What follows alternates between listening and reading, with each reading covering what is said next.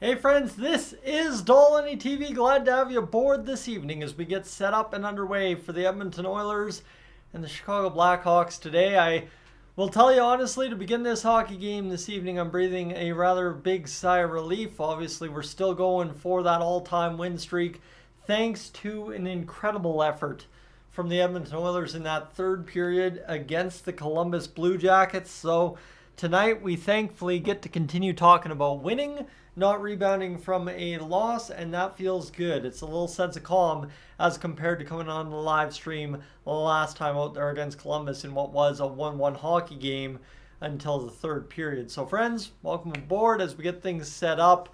It is the Oilers and the Hawks tonight at 7 p.m. Mountain Time. Biggest thing, we have Calvin Pickard in net. I think that's the big change. Secondary to that, there's been some changes in the bottom six.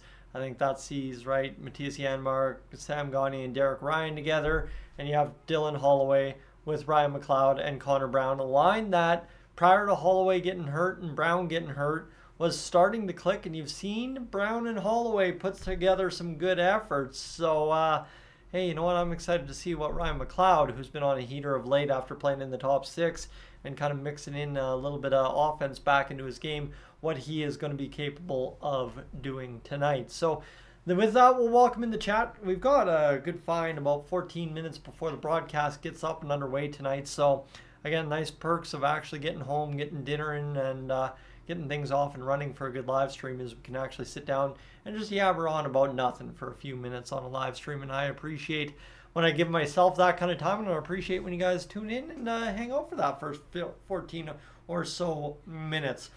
So with that said, to the chat we go. Peter, good evening. Good to see you. Back-to-back streams and, back-to-back streams for this guy here. So that's an impressive feat for me over the past 3 weeks. So glad to see you aboard. Christine, we are indeed going for win number 15. How sweet would that be if the Oilers find a way to get that done? That leaves Saturday against Nashville. You go into the All-Star break.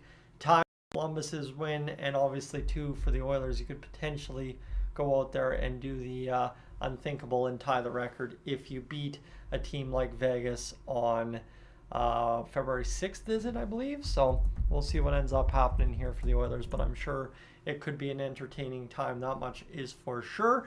Friends, the Edmonton Oilers, the Chicago Blackhawks at the top of the hour. Will remain to see what happens here this evening, obviously, in terms of the effort to begin the hockey game. We know that's been a problem the past little bit, so stay tuned. We'll find out what happens. Recall, good evening to you. Glad to see you aboard again. And Rick, welcome in. And let's see if the Oilers have something in store for us tonight, shall we? I think biggest thing is, nervous and excited would definitely be a good way to put it when it comes down to it for the Oilers, because every game they've kind of gave us a reason to be nervous, but we've also had a lot of reasons to be excited, so that is not necessarily a bad thing at all. Craig, Oilers streak will keep going to the mid-20s, and they'll go on another heater and be the first to go 16-0 in the playoffs, cause why not? Dream big.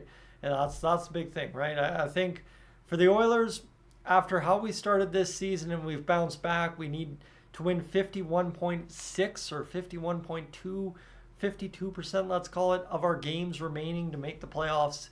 In a wild card spot, that's pretty laughable, honestly, considering we needed 70% of our games or points remaining back in November to be able to make the playoffs. So sky is the limit for this team. We all knew that, but man, did they give us a lot of reasons to be angry about it and doubt it early on in the year.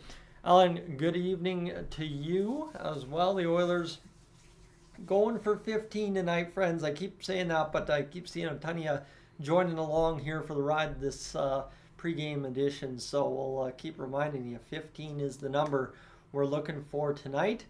As we continue along, thoughts on the Hockey Canada situation. I know it's a heavy topic. Honestly, again, I think the biggest thing I'm glad for is that it doesn't affect the Oilers, right? I don't have to sit there and post a video every time there's an update or anything about it, because it's going to be a much bigger thing than any guy on YouTube. And I mean, I have a media diploma, right? It's not like I'm just some guy technically. I am educated in the ways of the situation, but if I were to be talking about those legal proceedings and everything going on there, it would be 8-9 years ago since I was at Nate. If I was talking those legal proceedings, my half semester law course probably ain't going to prepare me for if I get something wrong and get something sent to me. So I'm just glad not to have to talk about it, realistically speaking, in terms of the Edmonton Oilers, I guess would be the best way to put it. Trevor, good evening to you. And Michael, good evening as well as we continue along here. Kenneth coming into the chat as well. Perry, a good ad for the Edmonton Oilers? I think so. Again, I mentioned this on the last live stream. I think the biggest thing is how many games does he actually play? You know, there's a games played bonus in his contract. You see a night like tonight, the Oilers shuffle the lines, and you've got a solid top 9. Argue Connor Brown if you want to or not. But again, you look at what he's done his last 2 games as opposed to his first 40-ish, as he's looked like Connor Brown that we were promised so far. So that's good. And I think too, big thing here for the Oilers is all your vets are Matthias Janmark, Derek Ryan, and Sam Gagner. All those guys are very important to the dynamic of a winning hockey team. And for the Oilers, they're a winning hockey team right now. So you want to go out there and destroy that dynamic. Not saying Perry would, but how often do you want to get him in the lineup realistically when you're rolling the way you have been the past 25, 26, 27 games? I guess the answer to that, I guess that's where you can figure out for yourself where you see Perry slotting in. But I'm very excited nonetheless, because to have that option to go to off the bench, off the press box, that's pretty exciting. That guy in soccer's got to be offside. If you're watching the channel before the Oilers game gets going here tonight, they've got soccer on, and it's a 5-0 soccer game, and it's like watching paint dry. But again, that's my opinions alone. Aaron, good evening to you as well. But I think, friends, the Oilers are in a good spot after all this heartache and hardship and success this season. The Oilers, for the first time all year, I can honestly say they're in a good spot. I think the feeling around the team is good. I think as us fans, we really don't have anything to complain about, anything to be upset with, so that's huge. And you look at it here too, the standings for the Edmonton Oilers, like I was mentioning, 52% of your next next points the rest of the way home have to be gains. So you look at it for the Oilers in terms of the wild card, 55 points. It would take at least 3 losses for them to be booted out of a playoff spot at this point. So 3 losses in a row, and everybody behind you wins their next 3. And from that effect as well, really the playoff cut line, you are in good shape because of your games in hand. You've got 2 on the Kings, 4 on the Preds, 3 on the Blues, 3 on the Coyotes, 4 on the Kraken, 4 on the Flames, and 4 on the Wild. That is realistically all that's left in the race now. Is you've already eliminated 3 out of 16 teams, realistically speaking anyway, in this wild card race, or playoff race if you want to, because for the Oilers, the Wild have 47 points and the Ducks have 33 in 8th spot. So I assume right from there you can understand kind of what that means in terms of the standings here going forward. So yeah, for the Oilers, we're looking pretty comfortable. I think we're going to be okay, and I think you know what, things are starting to really shape up to the season we thought we could have. Again, I had a good chat with, how would I put this? I guess a supplier of mine at work today, and it was weird. We got to talk shop at the shop, not actual shop, but shop down here shop, I guess you could say, and talk about the Oilers there for about 25 minutes at the shop as he dropped something off. But no, it was really good because end of the day, we've had an 8-game winning streak, and that was awesome. That was fun. Hey, we had a lot of fun on that 8-game win streak. The Oilers lost 3. Well, maybe this just wasn't for real. And then they followed it right up with a 13-game winning streak that became 14 against Columbus and now might be 15 against Chicago tonight. So pretty exciting times, and obviously it was fantastic to be able to sit back and talk shop at work today. It was a slow midday, so that was a fantastic go to just kind of refresh the brain on something else, and also a day that needed that little boost in my day to give me this little energy shot, I guess you could say, to get this stream up and going tonight.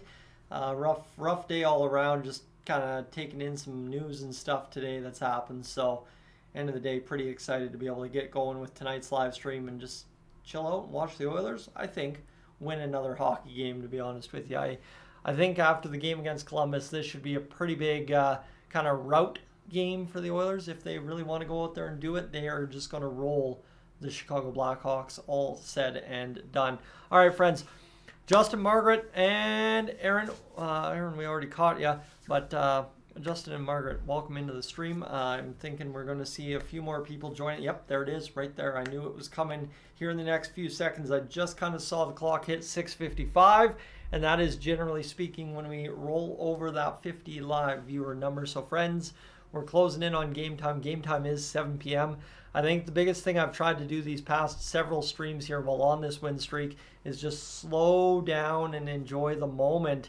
And it's been pretty fantastic, obviously, to see the Oilers do what they're doing. So to be able to slow down and just talk to you a little bit more and not stress about the play-by-play maybe as much, because we know the Oilers are going to have a good game. It has been huge. So we'll see what happens here. And Peter, I'd say definitely, if the Oilers learned anything from that adversity, is you got to come together to find a way to win. And Ken Holland put the faith in the group to do that. And yeah, a new voice behind the bench, sure, but I think the bigger thing is the voice on the defensive side of the puck.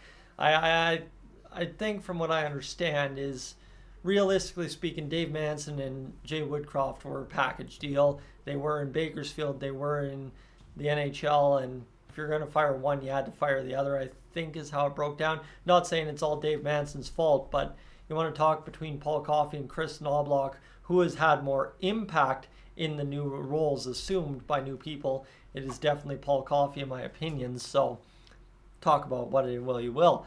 But we've got somebody tuning in here from the Hockeyverse here on YouTube. The Oilersverse, I guess I should say. Somebody I haven't had the chance to really welcome into the stream as of yet. Austin Hockey, friends, you know him. Well, now at this point, crossed the 1,000 subscribers here a few weeks back. I want to say like a week and a half ago. And obviously crushing it here on Oilers YouTube. A new voice, a new face, and somebody that's come in and done a lot of great things so far for us Oilers fans here on YouTube. So, buddy, welcome aboard. Glad to have you in the stream tonight. And obviously, looking for number 15. Looking for something for both of us to talk positively about tonight. I do not want to see what that post-game video does for anybody, whether it be the two of us, Patrick, or anybody talking about the Oilers post-game. Oilers Nation, EST, all those. I don't want to see what those post-game videos do if we lose. I just want to see what they do if they win, because it's been a great time to see the Oilers kind of galvanizing a fan base that was jumping off, to be honest with you. I know I made my positions very clear, but quite honestly, awesome to see what they've done just to revive this season and then heat it up the way they have on this 13-gamer. So glad to see what's going on here. But friends, yeah, we continue along here tonight. We are just about done this soccer game. I think we got stoppage time and then we should be done, but we're 2 minutes away from the top of the clock, and the Oilers are going to face the Blackhawks here after the anthems are done in a matter of moments. As we continue along in the chat, they're coming faster than I'm used to tonight, friends. We're already up to 17 of us, or 73 of us, I guess, if I include myself, hanging out here on the stream. To be honest with you, Armand and Stranger snuck in here. Perry is not playing tonight, so that's what you need to know. I know I had kind of hyped up that that could be a possibility. I think the Oilers knew what the implications might be, so again, keep it toned down and keep the circus away, which is fair. I mean, end of the day is I don't need to worry about Corey Perry until Saturday, and nor does anybody else with the Oilers, and you're rolling still. So keep going as long as you can until you insert a new face in the lineup. So we'll take it. I'm not too worried about that. And yeah, FC, my man, welcome back in. Yes, Austin has done a lot of great things here in a short order too. That's been the impressive part. Kind of the same way Patrick came onto the scene a couple years back there. Short order, making a face known right quick, and I like to see that. That's one thing I will always tell you. Anybody that's sat here and watched the channel for a long time, kind of once I came back after that year and a half break I had in the 21-22 season, something I made known right away, talking about Patrick and I's kind of back and forth over that time, is how great it was to see somebody else in the space.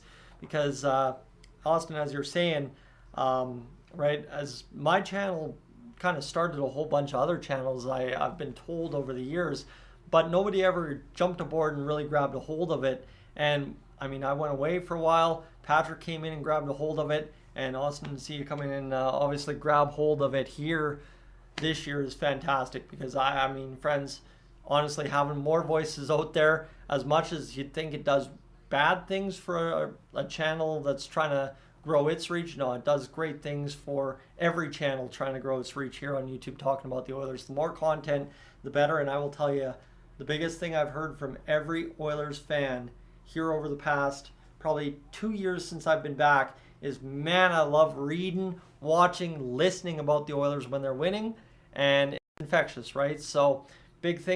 Same thing we saw when they were losing. How are they going to solve it? I need to know. I need to know. Well, it's been a up and down year, and it has bred some very good content across everybody. I mean, Spittin' Chiclet's been on fire with the Oilers content this year, Ryan Whitney's whole thing aside, but it's been fantastic to see just kind of how the Oilers YouTube community has exploded this year, with Oilers Nation expanding their selection of YouTube content. I think too, EST coming aboard has been amazing, and obviously between Austin, Patrick, and I, and everybody else in between, it's been fantastic to see just how insane the content has really gotten out there. Just you can scroll a timeline on YouTube, and it's all things, everything Oiler now. So that's fantastic, friends. We're on the Oilers broadcast, by the way.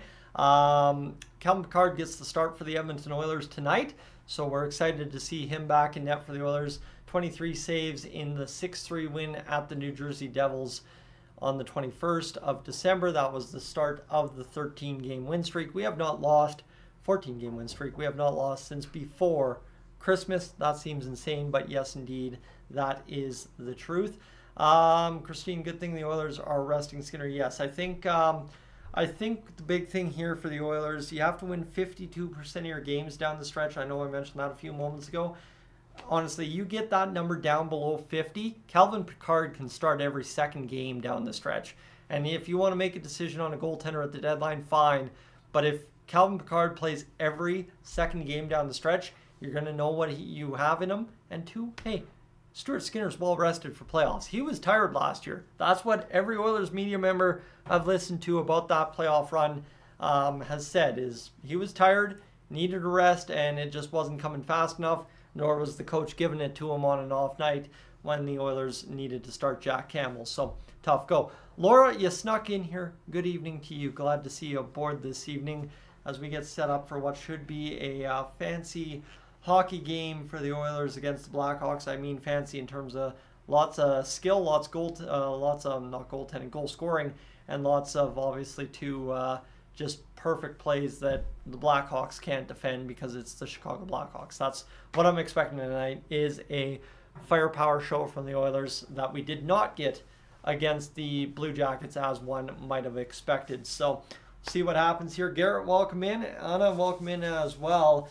As you were in Chile back, what was that, last spring, and I was play-by-play guy for those playoff games for a lot of people, and I really appreciate everybody tuning in and choosing me as that, because that's honestly always been the lifelong goal, was to be a play-by-play guy in the NHL, and to be able to do it pretty much every night after work for the Edmonton Oilers is pretty incredible here. So pretty excited to get to do that again tonight.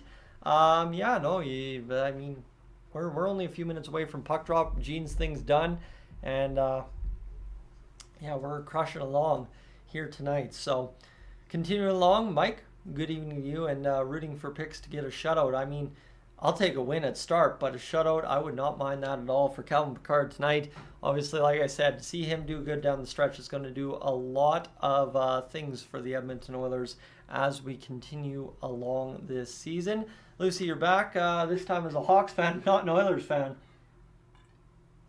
That is fair. Lucy was joining us cheering for the Oilers against the Jackets, but made it known it was just for that brief moment in time. So tonight we get things going, and James, good on you. Wishing luck for the Blackhawks tonight, because not to say they're going to need it, but I think the understanding is that they do indeed need it. Patrick, good evening to you. Glad to see you aboard in the chat, my friend. Everybody making the rounds here tonight. I'm loving it. We're rolling along tonight. And Laura, To answer the question, friends, if you don't know the legend, I've told this on a couple of the streams over the past season or two, is the Dixon flannel. I don't know if you can see it just tucked up right here on the flap, but basically to see is the Dixon flannel is available at Foundry in Cross Iron Mills. And Cross Iron Mills, good little shopping center right north of Calgary, in between Airdrie and Calgary. But yeah, Foundry, 100%. That's where all these shirt styles come from, right there. So yeah, no, I have a story there. But Rob Clark's about to sing the anthem, and I want to get through the rest of the chats here before we get too far into it. Mike, we will definitely have a double live between Patrick and I here coming up sometime soon this season. Here in about February, I'm thinking is of the time. Mike, welcome aboard.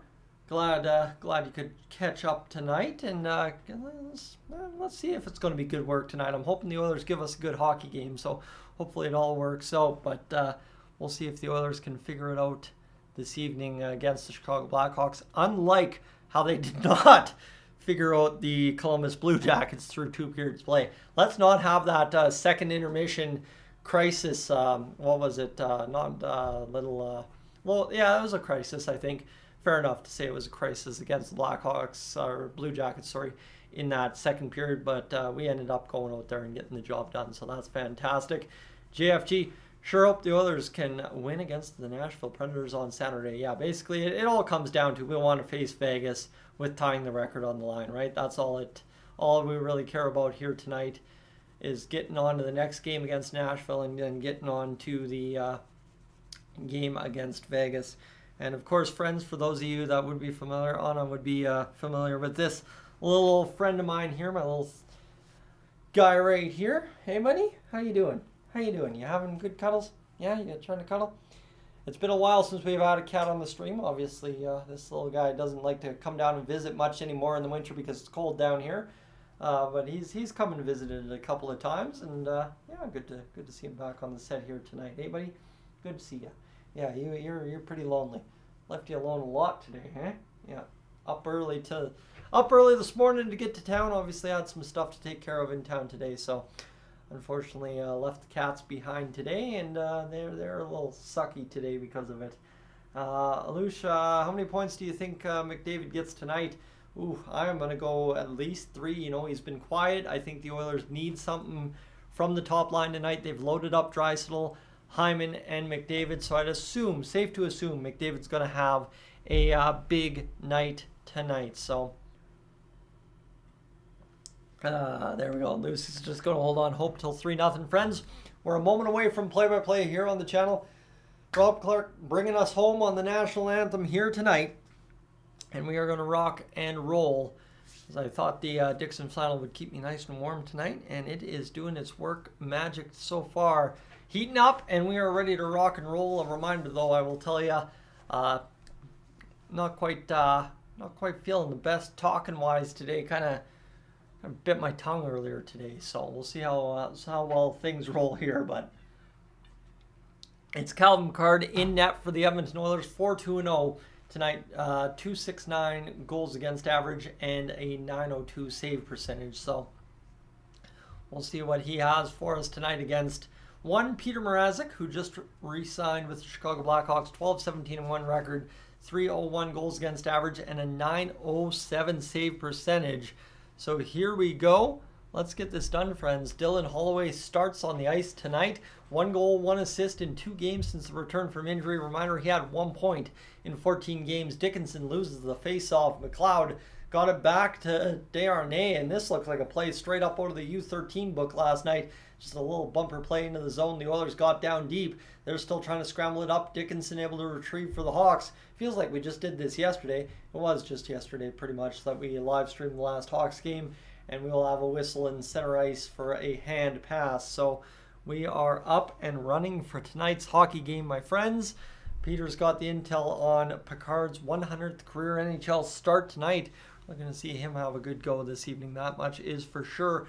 Nick Foligno, Phil Kurashev, and Taylor Radish aligned tonight. Like I said, Nick Foligno was expected to be in the lineup tonight, and that's why I mentioned him and Corey Perry maybe dusting it up if things would have gotten settled for Perry to get in tonight. But the Oilers, on a rim around by the Blackhawks, have retrieved the puck, and they're going to get across the line. They're going to move to the middle for Dylan Holloway, who's tied up on the stick. He goes flying into the boards along a bump, and that's going to allow Connor Brown to push the puck to the open wing on the far side. The Blackhawks tie it up there. Chicago working off the boards, trying to win the battle, but Kulak's doing a good job. Got to remember, Kulak started the game on the ice here for the Edmonton Oilers. A man subject to trade rumors here over the past few weeks is Bouchard. Back over D-to-D, and he will look for an option here with Kulak, who bounces it back to Bouchard. The Oilers in the Navy alternates, and what a move there from Draisaitl to bat it back into the Hawks blue line. Hawks just bat it back down to Bouchard in the Oilers zone. We'll retry this again one more time as Bouchard's going against the right wing, pass to the middle of the ice. That's going to start up Draisaitl.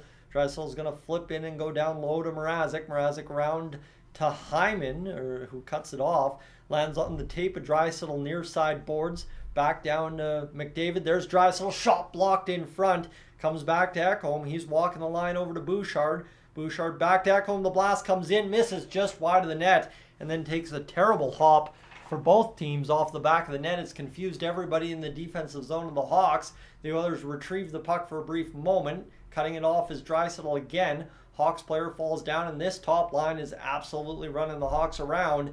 And now Seth Jones is going to be able to get it out of the zone and turn it back the other way. But a turnover there, a nice stick by McDavid, tipped it off his stick, and Draisaitl got a chance towards the net that was blocked. Ekholm at the blue line here will look and survey down near side to Ceci. Floating around the dots is McDavid, back to Draisaitl, who's taken the position at the near side dot, pass to the middle, cut off. And this will be the Chicago Blackhawks after that whole insane sequence, finally clearing the zone. So just like that, you've got the Edmonton Oilers going off for a line change. Darnell Nurse and, of course, Cody Ceci on the ice as they lead ahead for Nugent Hopkins, who's going to get into the zone here. Kane's going to play this one near side over to Warren Foegele, who's still on that second line, mind you. That second line that was formed in that game against Columbus scored a goal, and it was a beautiful effort from 4 players on the ice just directing a puck to an open area in front of the net. As here's the shot, Entwistle fires a shot up and over top of the net. It was a 91-mile-an-hour wrister, just an unreal release that misses the net wide. So there you have it. But Mrazek battling it off the end boards there. That was pretty much what led to the chaos, as Mrazek came out to play it, put it right on the tape of Zach Hyman and tried that, as Entwistle came back the other way after all said and done and just whistled it up off the stick, I believe, and then the crossbar of Calvin Picard. 17:05 to go here in this first period of play. Sam Gagner back the other way, flubs up on the puck, still gets it in on a beautiful looking pass, even though it was accidental, to Derek Ryan, who falls down, gets it back to Gagner. The shot from the point drifts in. Janmark in front, couldn't deflect the puck home. And the Oilers again trapped the Hawks down in their own zone for maybe a few more seconds than I think we would have seen them do against Columbus last game out. Kulak, anyway, pushes it up along the boards after the Hawks cleared the zone. It's coming back in the neutral territory as the Oilers try to force ahead, and it'll be Gagner firing down to Mrazek. Mrazek goes over, and that will leave for the Hawks, and this is the first time all game it looks like they're going to load up from behind their own net. Give me a second here, friends. I've got a cat crying in distress. Not sure what's going on there. As I'm going to just keep yammering away. If you can hear me in the background, that's probably not a bad thing. As the Oilers, what are they doing? Not much so far, so give me a moment here. As we'll get this taken care of. And I'm really not sure what's going on with the cats here. They've had a weird food schedule. My apologies, friends. Just don't like when my kitties are crying in distress, so take a moment to take care of that. The Oilers still scoreless with the Hawks through the first 4.5 minutes. Oilers have looked good so far, but only have one shot to show for it. So this one's going to come back into the middle of the ice now and is flipped in by the Hawks, who are going to go to the far side corner of the Oilers zone to chase after it behind the net. And that will work out. They win the battle. But it's Connor Brown going back behind the net, retrieving, and it's going to allow Evan Bouchard to go up the boards. Like I said, I knew I was going to struggle with the play-by-play today, and I already feel I am. But hey, we're going to have a good hockey game here, and just you wait till I absolutely flub a goal call. That'll be one of those clipping moments and throw it up as a short shot from the outside there from the Hawks. going to allow Draisaitl and Zach Hyman to lead up. Draisaitl back to McDavid, can't drag the shot through. Nice pass by Ceci to hold the line, but Nurse was in between on the play and decided to hold up at the Hawks blue line to defend, and that's a good call as Calvin Pickard's able to get back in the position and make the save. And the Oilers and Hawks are absolutely flying here, and when McDavid's absolutely flying, he tends to sometimes go offside, as he just did. So tough go there for the Oilers, friends, but that is where we'll get the first chance to look at the watch time. I didn't even track it after the first as we got things underway. I was having too much fun talking. Anyone that knows me would definitely agree with that. And let's go here. We are already up and off to a 36-hour pace already on the stream. So we're crushing along here tonight, friends. Should be a good one like that game against Columbus was. That was an unexpected, awesome finish. So here we go. The Hawks back the other way are going to transition into the Oilers' end. Bouchard cuts it off.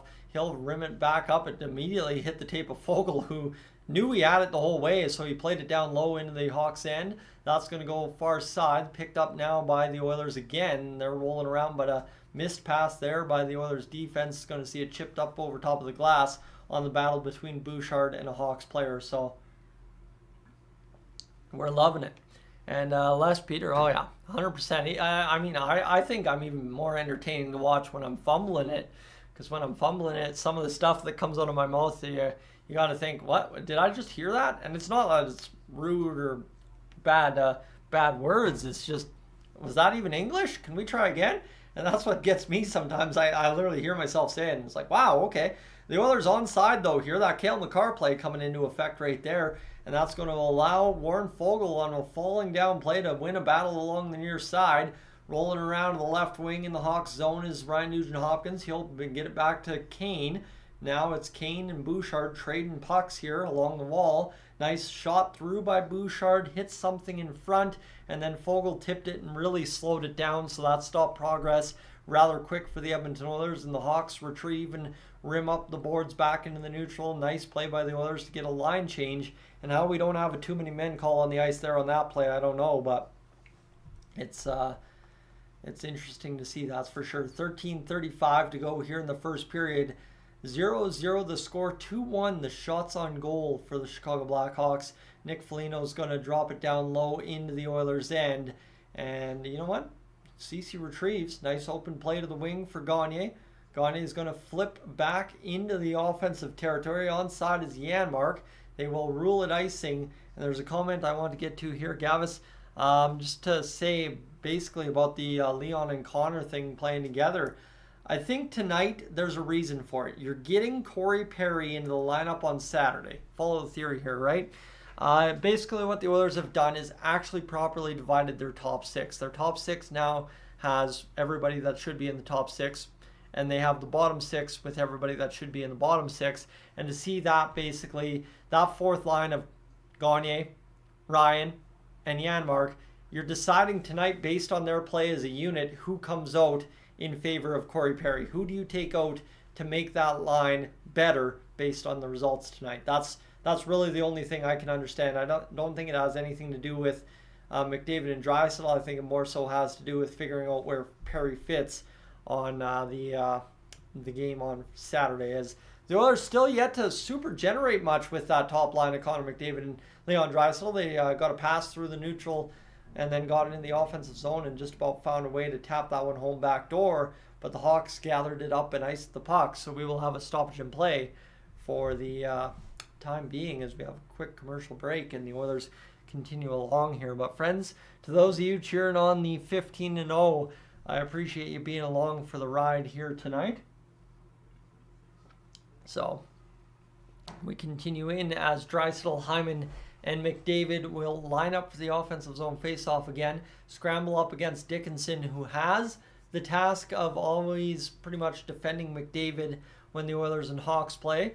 Dickinson, who signed a big contract, by the way, here just a few weeks ago, they usually have the task of defending McDavid does the Dickinson line, simply because Dickinson's about the best shutdown forward while also generating something that the Hawks have. And you got to remember, he scored that beauty the other game here as well. So this one's going to go the other way now for the Hawks as Dickinson gets across the line, and Ekholm will battle along the wall. This is going to rim down low to Bouchard and picked up now by McDavid over to Hyman. Hyman's going to wheel up through the neutral zone, hustle along the wall, and he's going to beat Vlasic into the corner. Vlasic, though, big man, made one last turn and was able to win the effort. And that's a big crunch up along the boards as McDavid just threw the body and confused the Hawks heavy. Here's Draisaitl now as this continues. McDavid and a Hawk are tied up. The shot from Bouchard flubbed in on net, and McDavid's still on top of a Hawks player. He's looking for a call here, and he's going to take a retaliatory penalty, and here we go. Dickinson and McDavid got into it along the near side boards, and both referees quickly assessing the situation here, and Dickinson not too impressed with McDavid, nor was McDavid impressed with Dickinson, and both players looking like, where is the call? And I don't know if it's going to be just McDavid going in the box, but this one got heated as McDavid stapled Dickinson, and then they got tangled up leg on leg, and Dickinson wouldn't let McDavid go, and McDavid started saying, hey, I'm not going to let you go then, and they just kept probably trading words more than anything while they were tangled up. And we're going to have a stoppage and play commercial break time, friends, and that is where I will tell you, if you're new to the channel, we're still pushing towards that 15,000 subscribers, closing in about 291 away at this point, so there is still potential we get it done here over the next few days if anything major breaks. But friends, if you could hit that subscribe button, that'd be greatly appreciated. Again, you've gotten a pretty good preview of what the live streams are like. The videos, sometimes good, sometimes you know what, but hey, we can only do so much given waking up on a Saturday at 7 in the morning and being like, there's news, we should do that, right? There's certain things that I just have to do sometimes on this channel, and end of the day, you just get it done and forget about it a little while longer.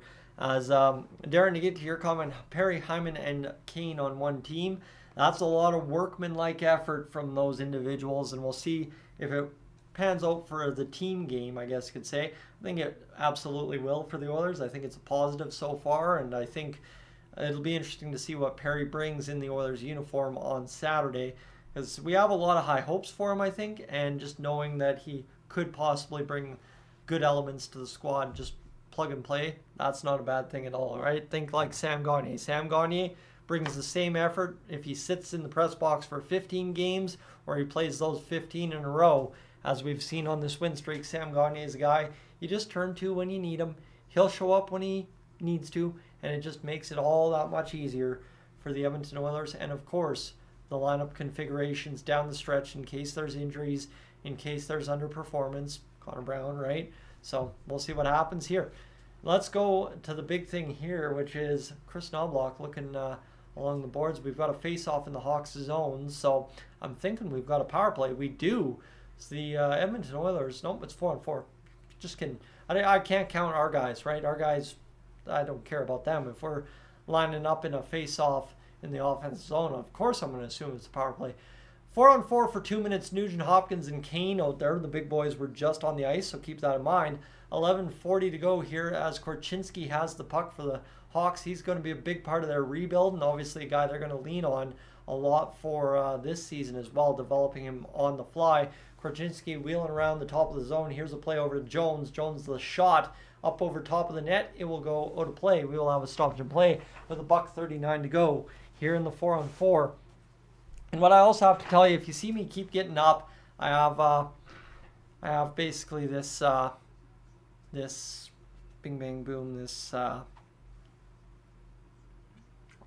cushion that I'm also putting on the chair now. Kind of worn down the chair. Need to buy a new chair here in a little bit, but this one's going to go back to the point. Jones across. 4-on-4, $1:35 to go in this 4-on-4.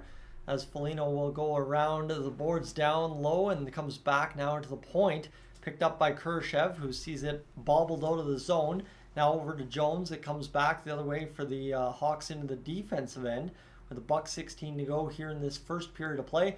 10:57 to go as the Hawks and Oilers have engaged in a scoreless game so far in this first period. Coming across the line now is Kurashev. He's looking to the point. He's going to be defended well by Nurse, and that's going to allow the Oilers to escape back the other way as we've got a minute to go in this 4-on-4. This one's going to pick up now for Draisaitl across the center line. He's into the Hawks zone, turns back to the point, looking for a pass across. He's got a shot fired. Save made on Ryan McLeod. Peter Mrazek saw that coming the whole way. So good on Peter Mrazek to make the save right there. But the Edmonton Oilers definitely interesting to see what is happening there. So Peter Mrazek making the save. Obviously, he's done well for the Oilers or for the Hawks this season to save a season. That could be much worse without some satisfactory goaltending given the rebuild situation in Chicago. Pass to the near side now for the Oilers. Draisaitl will load up. He will look to get across the blue line. We got half a minute of 4-on-4 here. He's trying his best as Bouchard comes to the near side. Bouchard will chip now, picked up there. And this one 4-on-4 with 19 seconds to go. Picked up now by the Hawks. They're going to rim back up into the middle of the ice. Tipped back by Bouchard over to Draisaitl. Draisaitl will load up the attack one more time. And this one comes back the other way. He's to the attack. Forehand drag around the defender. Can't get to the middle, so he goes to the outside. Shot, pass, kind of goes into the middle of the ice. Goes all the way over to Ryan McLeod, who chops it out of play. And we'll have another stoppage there. And this should be a commercial break again here as we continue to wind down. We're halfway through the period, and the Edmonton Oilers and the Chicago Blackhawks have solved 0-zilch so far through this hockey game. Friends, welcome aboard. If you are just tuning in, glad to have you here tonight, hanging out with me, of course, as we're rolling along this evening. And there it is as well. So, Dean, to answer your question, you tuned into an old live stream there on the Dolynny TV channel that this is, but basically I can't show the game due to copyright restrictions. For those of you wondering tonight, it is tough, but at the end of the day, I think the play-by-play is the best I can do for you. And tonight, like I said, struggling because I really can't get my tongue to bend the way it should to get that voice going the way it should. So, radio, welcome in. I'm thinking we've got a couple people joining us, like Magic as well, and that should be everybody we've missed out on so far. BOG as well, tuning in. I should have seen that there as well. So, hopefully, like you're saying there, FC, that the Oilers maybe in the back half of this first period come out flying and figure out a way to get this job done here tonight. I don't know, possibly see what they can do, because this has been a not so great start to the first period, but also not the worst. I mean, they had a good cycle shift or two in the offensive zone, and end of the day, the Hawks haven't really gotten anything more than one dangerous chance off the post. So thankfully, we're not struggling here so bad, so we should be able to get going here in the back half. And I mean, I'd say a power play would do it, but I almost think that would backwards our momentum a little bit here. So yeah, I don't want to do that here in this first period. I'd rather save that for the second and the third periods if we can. As we go, Andrew, welcome in, and Jackson, and welcome in as well, as we've got some highlights here from back in the day. Where is this? A player, Columbus Blue Jackets player, getting nailed in the face with a puck. And that was Richardson. Oh yeah, that's Luke Richardson getting nailed in the face with the puck. And you can still see the scar on his face, the discoloration from where the skin healed, I guess you can say. And unfortunately, though, now he's sporting the 5 o'clock shadow, so not necessarily. But Connor McDavid in behind the Hawks net. He's going to the outside, looking for a pass to the middle. It's cut off. He's going to immediately get back to it. One-timer opportunity for Draisaitl, just about found the back of the net. Cece's going to rim it back to Draisaitl, who goes around the boards now to Hyman. Cut off by McDavid on the pass by the Hawks, trying to get out of the zone. Hyman pushes his butt into the effort like Puljujärvi used to and gets the puck one back for the Oilers to Nurse. Near side pass to Cece. Cece fires a shot, flubs it, goes wide of the net, comes back to Nurse near side over to Draisaitl. The Oilers top line, like I said, we've had our zone time where we've cycled the puck well. How about McDavid working around now to the far side from in behind. Back to the point now to Cece. The shot comes in, up over top, tipped down by Hyman. Good looking tip, just couldn't get it on net. Now here's McDavid cutting off a pass. Hyman into the corner. This puck is bouncing around, and the Oilers are absolutely wheeling and dealing in the Hawks zone here. You got to figure they're pressing. If they get sustained zone time continued here, they're going to find a way to score a goal. So far, nothing, as McDavid in behind the net after they came off the wall. Back to the point now, Cece. Cece back over to Nurse. Shot comes in, tipped on net. Hyman's pushed down, and the Hawks will escape the zone knocked down at the blue line by Darnell Nurse. as he will retreat into his own end. That was a good little push there from the Edmonton Oilers. That much is for sure. 8:13 to go in this first period of play. Connor Brown fires it down low to Peter Mrazek.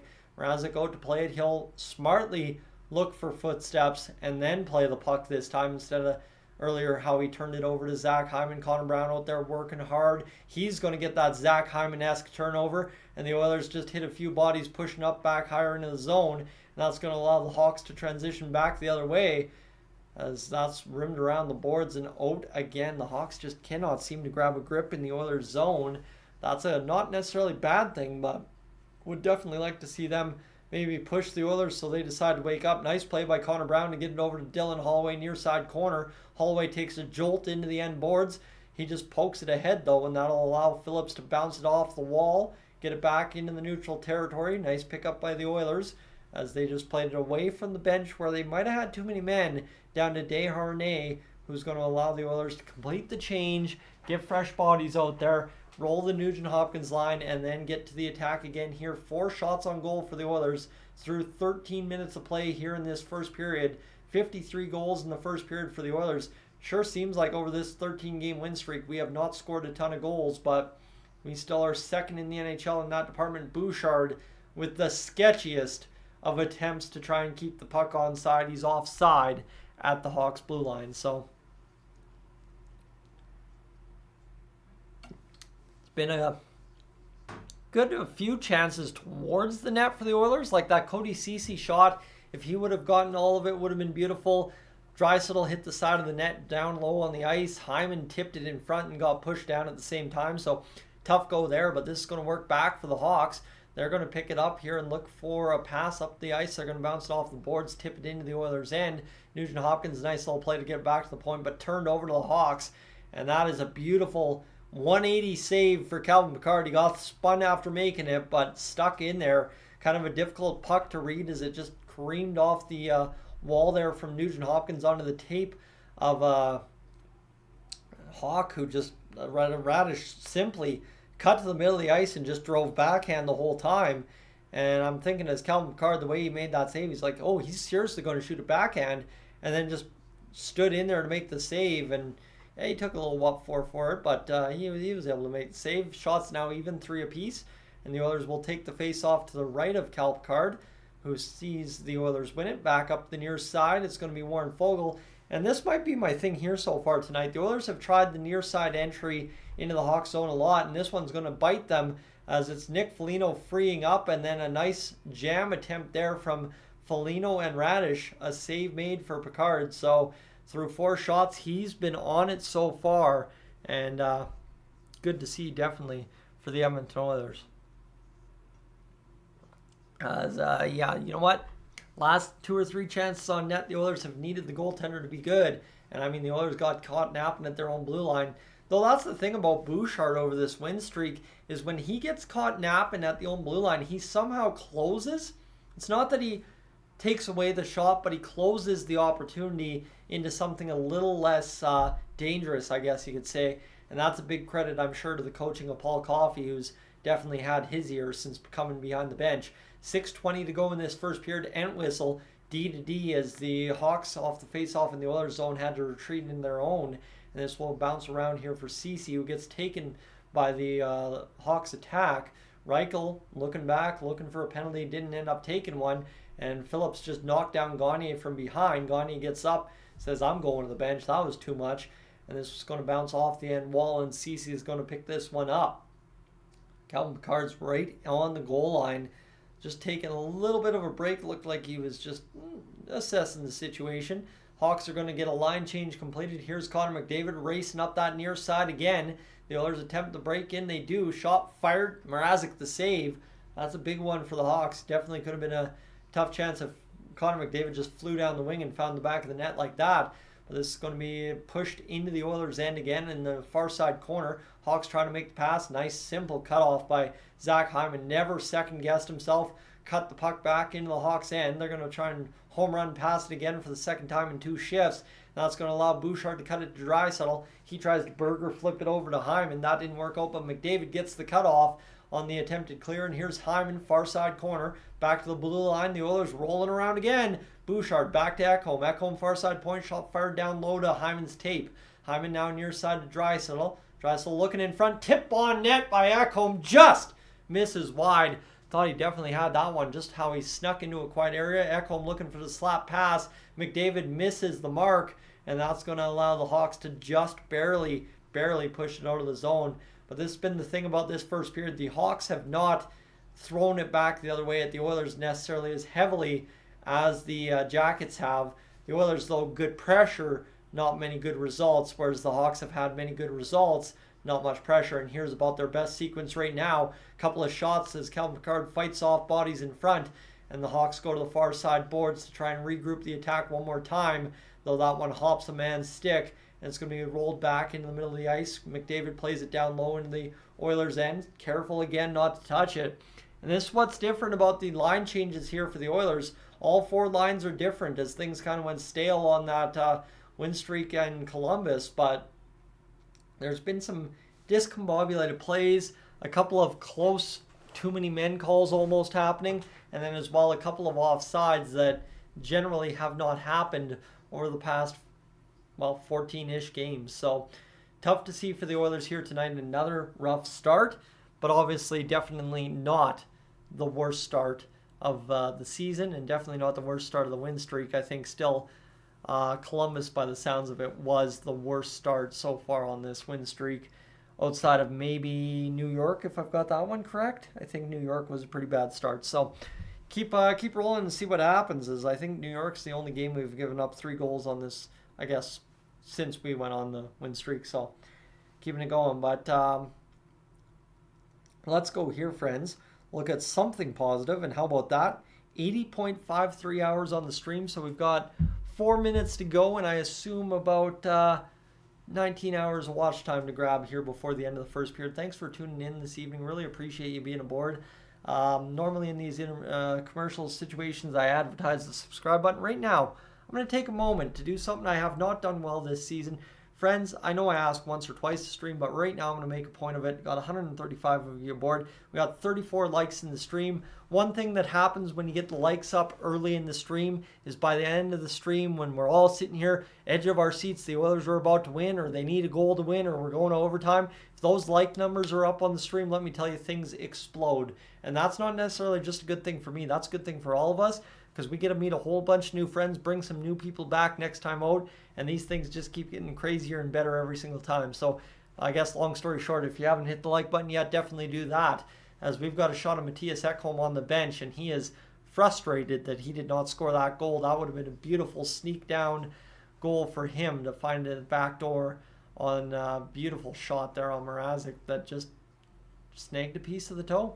What can you say? Tough go. As we will get going here along the fan crowd in attendance tonight. Everybody looking good. Whole bunch of folks in the stands. A couple of youngsters. A couple of older youngsters. And a couple of folks bringing the kids to the game. 3:54 to go in this first period of play. Far side. The Oilers bat it back near side to Desharnais. It takes a bad hop off a skate. McLeod's able to locate it. Back at the Hawks' end. Just Korchinski kind of helped that along because he made a bad pass. And this one's going to be dished back into the neutral zone. The Oilers go chasing in after it bounces off of somebody, and that's a big battle in the end wall by Radish and Kulak. Kulak was impeding his way, and Radish was kind of saying, game on then, I'll drive you into the boards backwards if that's what you want. And the Hawks are going to retrieve this puck in behind the net. Look into the middle of the ice. Nice save by Pickard on a bad bounce. Whew. That was huge.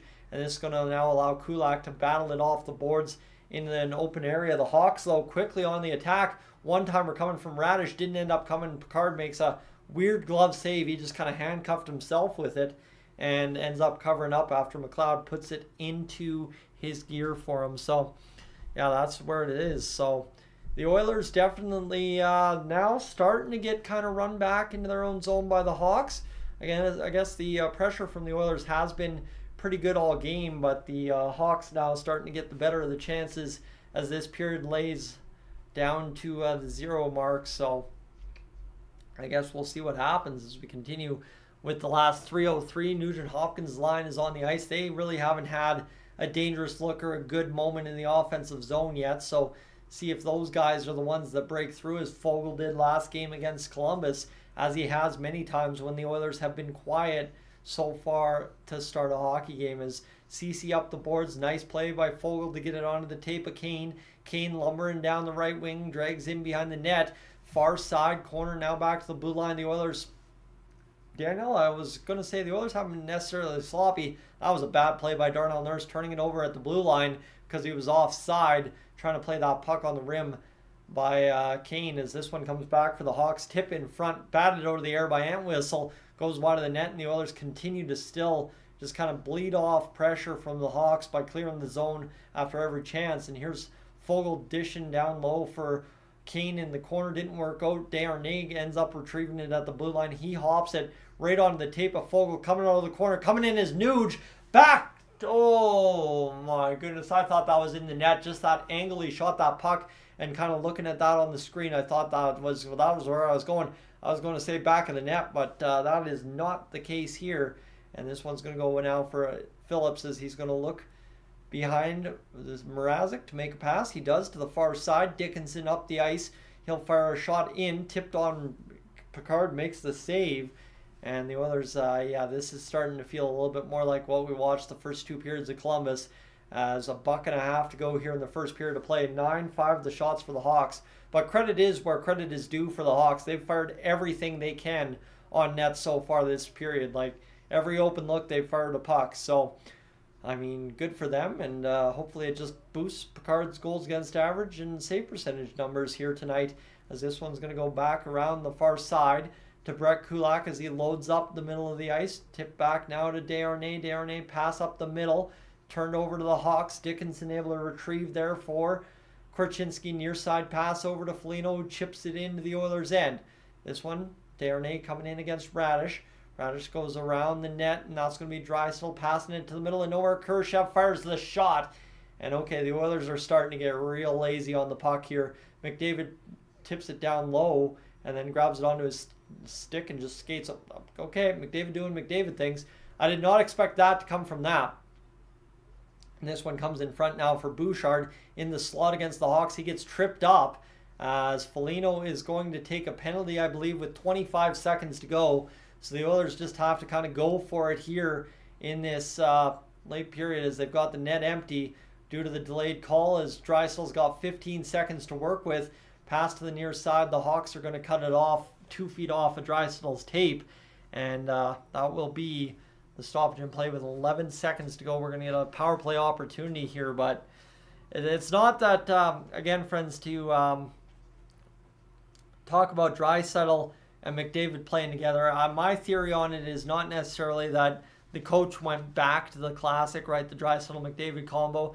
I don't think Knobloch's that dumb to do that, especially on the regular. I think, again, tonight, if you're wondering why McDavid and Draisaitl are together, look at who's on the fourth line and look at who's supposedly making his Oilers debut on Saturday. One, Corey Perry, and that's where I'm figuring the lineup came from tonight. Just kind of figure out who's coming out in the bottom six, but again, so far not the best results when you know what the results typically are when you load up Draisaitl and McDavid for a game. Pass in front on the power play. McDavid puts it up over top of the net. That was a scramble out of the corner that found Nuge in the slot. McDavid got a couple of whacks in front and just could not put it home with 0.4 seconds to go in the period. That was one that just kind of scrambled up and, I mean, went behind the net, and the Hawks just bobbled it up, went off a Hyman, off a stick, and then Nuge plays it down low, and McDavid just narrowly missed a goal right there. So, that is a tough goal. That's kind of the epitome of the period so far for the Edmonton Oilers, as this effort not good enough through one period. Mrazek's talking things over again with the referee just before we get this power play back underway, basically to drop the puck. Seconds bleed off. We are done. And another period goes by that the Oilers don't win, nor do they lose. So I guess to pull out that adage from the Columbus Blue Jackets first intermission, kind of where we caught up last time out in the game, is if you tie a period, you can still win the next two. I mean, at least if you win one convincingly, you probably still win the hockey game. So for the Oilers, is the best yet to come? I think absolutely yes. But yeah, that's kind of that situation, right? As the Oilers are definitely just kind of slowly pacing themselves through this win streak. I think the biggest thing is the Oilers haven't put themselves behind, right? We're down to a 0-0 game after one period of play. If in the playoffs the Oilers are tied 0-0 after one and you get that next goal, we're all going to be feeling pretty good about that. So I think, again, tonight, another one where just the realism of hockey has to come creeping in a bit. But that said, you've got Draisaitl, McDavid, and Hyman as a line, and you're somehow tied with the Hawks after the first period. So the realism of the reality of Oilers fans comes up. And, yeah, just kind of ain't working out, right? Well, we'll see what happens here. Turn off the period till the third, or turn off the TV till the third, Armand. That's not a bad idea. That's pretty much the story against Columbus. Is I heard, well, today I was mentioning my one of my suppliers came into the shop and talking things over about the Oilers, right? We're talking shop as a regular viewer of the channel as well, so that was pretty cool. I didn't mention that, but right, get to meet somebody that supplies me with stuff to do my work regularly, and then also gets to talk Oilers with me there at work. That was fantastic. But it was kind of one of those things, is he was talking about the Columbus game. He had the TV on in the background, cooking dinner, kind of doing housework, whatever, and then he comes down for the third period, and he's like, oh, best part of the hockey game, let's go, right? So I think that's almost too classic, as you're all saying, right? That first period is just kind of tough, right? That first period, again, one of those periods where if you were cooking dinner and just listening every time you got close to the stairs to the basement or close to the living room wall, whatever, maybe you caught the good parts of the period, but there really wasn't much at all to catch in that first period, just like in Columbus and, of course, second against Columbus. So we'll see what happens here. I think it's, again, baffling that the Oilers continue to do this situation where they just don't come to play in the first period or second period sometimes against bad teams. But we continue to win hockey games. So, like I said, last game against Columbus, a win's a win, and 2 points in the standings gets us to the playoffs. So that's where I'll wash my hands at current. Playoffs time, let's have a different discussion. But right now, I guess if it's effective enough to win hockey games and get points in the standings, that is, at the end of the day, the name of the game through 82 games. Smurfy, welcome in. RSN, welcome in as well. I'm just not going to go try and handle that every time. And Derek, welcome in as well. I think we've got everybody. Actually, there's a Bedard fan in here, and of course, Bob's in here as well, correcting up that Bedard fan, looking for Mr. Connor Bedard. But as we go here, friends, one more check on the watch time here quickly. And we are, where are we at? We are up over 100 hours so far, 105. So we're cruising along tonight. Big thing is, too, we do have the power play to start this second period. So the Oilers should be able to do some damage with that if they establish zone time. I'd assume we're going to establish zone time given that it's the Hawks. Just what do the Oilers do with said zone time? That's the big question here. So see what they can do. But we've got a moment on the broadcast tonight again to remember our late friend Colby Cave, who, oh man, you know what, just literally sitting there seeing those photos and saying the name is, yep, got me in a tough spot. That was obviously a tough time in the world at that point when Colby Cave passed away, and it was kind of a hard hit there as Oilers fans to lose Mr. Colby Cave and kind of the situation and with everything, kind of how it all played out at the end of the day. And obviously the Oilers have done a very, very good job doing what they can to honor the late Colby Cave and keep his memory going with our Edmonton Oilers squad.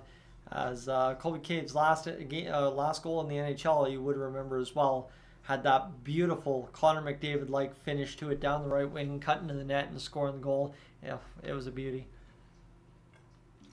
And they're talking about Colby's kids right now, and obviously fantastic. That much is for sure. So we're rocking and rolling. Lurker, every win they get more sloppier. Well, here's the thing. We've been saying that about the Oilers since win number 8 of this win streak. Okay, that's the big thing for the Oilers. We've been saying they've been sloppy since win 8, and they've still won 6 more since then. So the beautiful part of that is even when they don't have their best game to game and it continues to get worse game to game, they've found a way to continue winning. So am I going to be too upset? No. Do I want things to clean up? Yes. But end of the day, am I going to be too over the top about it? Not too much as of yet. And we'll obviously see what the rest of these results have here for us in this second and third? Yeah, second and third. Sorry, I started last game in the first period intermission, so I'm just kind of a little discombobulated, but we'll get rocking and rolling. Ken, welcome aboard. Glad to have you for the show tonight. Obviously, it's been a toned down version because the Oilers haven't quite given us a whole ton to enjoy yet, but it is coming. It is coming. B, welcome in as well, and Tim, welcome aboard. Joel as well. Yeah, no, it's been a rocking and rolling quest here this season. I think we finished just over 12,000, just about 13,000 in the playoffs there, and then started the year off with 13, 14, and now we're just closing in on 15 here this month. Hopefully, we'll see what happens. But friends, I guess that's a good reminder. I should ask you to consider hitting that subscribe button here on Dolynny TV. If you're hanging out and you want to come back for more, the easiest way to do that is to subscribe. There is a notifications button, and I will advertise that right now. That's something I haven't advertised much, but if you click that little bell next to the subscribe button, it kind of sends you notifications of new videos and live streams, as long as I post correctly for the notifications to go out. And the big part there is, you know what, if you get push notifications on your phone, you can always swipe them away if you don't want to watch it, but it's just that little reminder, oh hey, there's something to talk about Oilers, so I might do that when I have a spare moment. And I know last night Patrick's video dinged my phone, right? Got the notifications on. And me and Buddy are out at his son's hockey practice, and obviously we're doing some other stuff there. Got the kids some socks to match this jersey. I didn't get myself a pair of socks to go with this, but I don't think I've got enough hockey gear to wear a pair of socks out on the outdoor rink. So got the kids some socks to go with those jerseys. They're going to look really good. Again, really good work by Deeker Hockey and Airdrie to get that done for us. So fantastic to continue working with small businesses here in the local area to just do some cool things that I've really dreamed of doing my whole life pretty much. Like, that was a big thing. I always wanted to sponsor some kind of jersey. Got to do it this year. And yeah, anyway, not to distract too much. Basically, yeah, me and Buddy are sitting out there talking Oilers, talking life, whatever, and he's sitting there having a coffee. I'm sitting there having a hot chocolate as we're waiting to go in the rink for figure skating to finish up. And Patrick's video pops up. We just throw it down on the hood of the car, and bing, bang, boom, just like that. We watch Patrick's video for 5 minutes. That's the beauty of the technology we have nowadays. Literally was able to watch a YouTube video on the hood of my car. I mean, 2024, not shocking, but still pretty nifty, right? Long story short, Tyson, long story short. All right. And Ian, welcome in. As, yeah, that is the other true factor here. We're not tied 1-1. Calvin Pickard's been good. That is the only good thing about this first period FC. I caught your comment a few moments ago. The Oilers do have a shutty going, and we'll see if that pans out here the rest of the way home. Also, Blackhawks, congratulations on your shutout. That's been the new joke for Oilers Twitter this season. X-Rod, welcome in. We win in this game. Oh, yeah, I think there's no doubt about it. If the Oilers found a way after a sloppy first 2 periods to win against Columbus, there's no way you don't win against Chicago. And if you lose against Chicago, it sucks, but end of the day, I'd rather the headline is you lose against Chicago than you get melted against a playoff team against like Vegas when the record-tying win was on the line, I guess is the way to put it. But yeah, that's the other side. The Oilers still need this win. I don't care. The Oilers need the win no matter what. So, yeah, Big Tuna. I agree. Jeez, too much fun. Tim, hope all's good up there in the northern half of the province. I know we're enjoying plus 10 today, I think it was. I think it was actually plus 10 at one point when I walked out the back door of the shop. That's the weird part is both back doors of my shops over the years here down in southern Alberta have faced west. So outside of a month and a half every year, right, from December 1st to about January 15th, you have the sun facing you as you walk out the back door at about 4:30, right? Southern Alberta, the sun goes down before 4:30, like I said, from about the first week of December to about the middle of January. Well, now we're 10 days removed from the middle of January, and I'm starting to see that sun poking up in the sky when I leave work, and it was toasty. I mean, walked out in that red hoodie you've seen me wearing the past few days on the videos, and it was like, oh, I don't need this. Oh, it is t-shirt weather, and it's 4:30 in the afternoon in January, so I've been loving it. But we'll see if that continues to be the trend as we go into the weekend. I've heard plus 14, so I'm hoping you friends up in northern Alberta, especially Tim, knowing how far north he is, get some good weather here as well. John Shannon, Bob Stauffer joining Gene Principe on the panel here as we continue the intermission. And yeah, see what happens as no, there's no way that the Oilers lose this one. I think the Oilers are quite in control. And Tim putting it this way in a good chat. I don't know if I want to sit there and say that quite yet. Maybe we'll save that saying for the end of the second period if the Oilers are still not giving us much. But Calvin Pickard got 4 wins on the season so far, and he's had a lot of games in between games, and it's been just good to see him continuing to win. Obviously sharp in that first period, good enough to have us tied after one and not give up a goal. So the Oilers bled a couple of chances, and we'll see if they continue to do that here in this one. But big part for the Oilers is we're about to get back to the second period, so that means I should stop yammering away, go take a bathroom break, and get back to this, friends. I'll be right back. Thanks for tuning in. Stay tuned.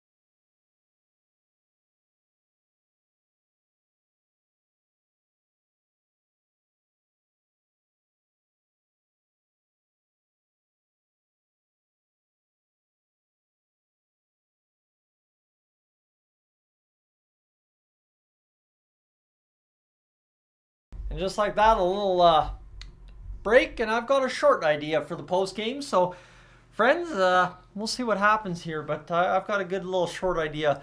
As long as I remember it by post game time, we'll get that up before bedtime tonight, because I know I always got to try and wind down by doing something YouTube related, whether it be a little tag and title update or something just at the end of the night, so as I actually relax my brain a bit.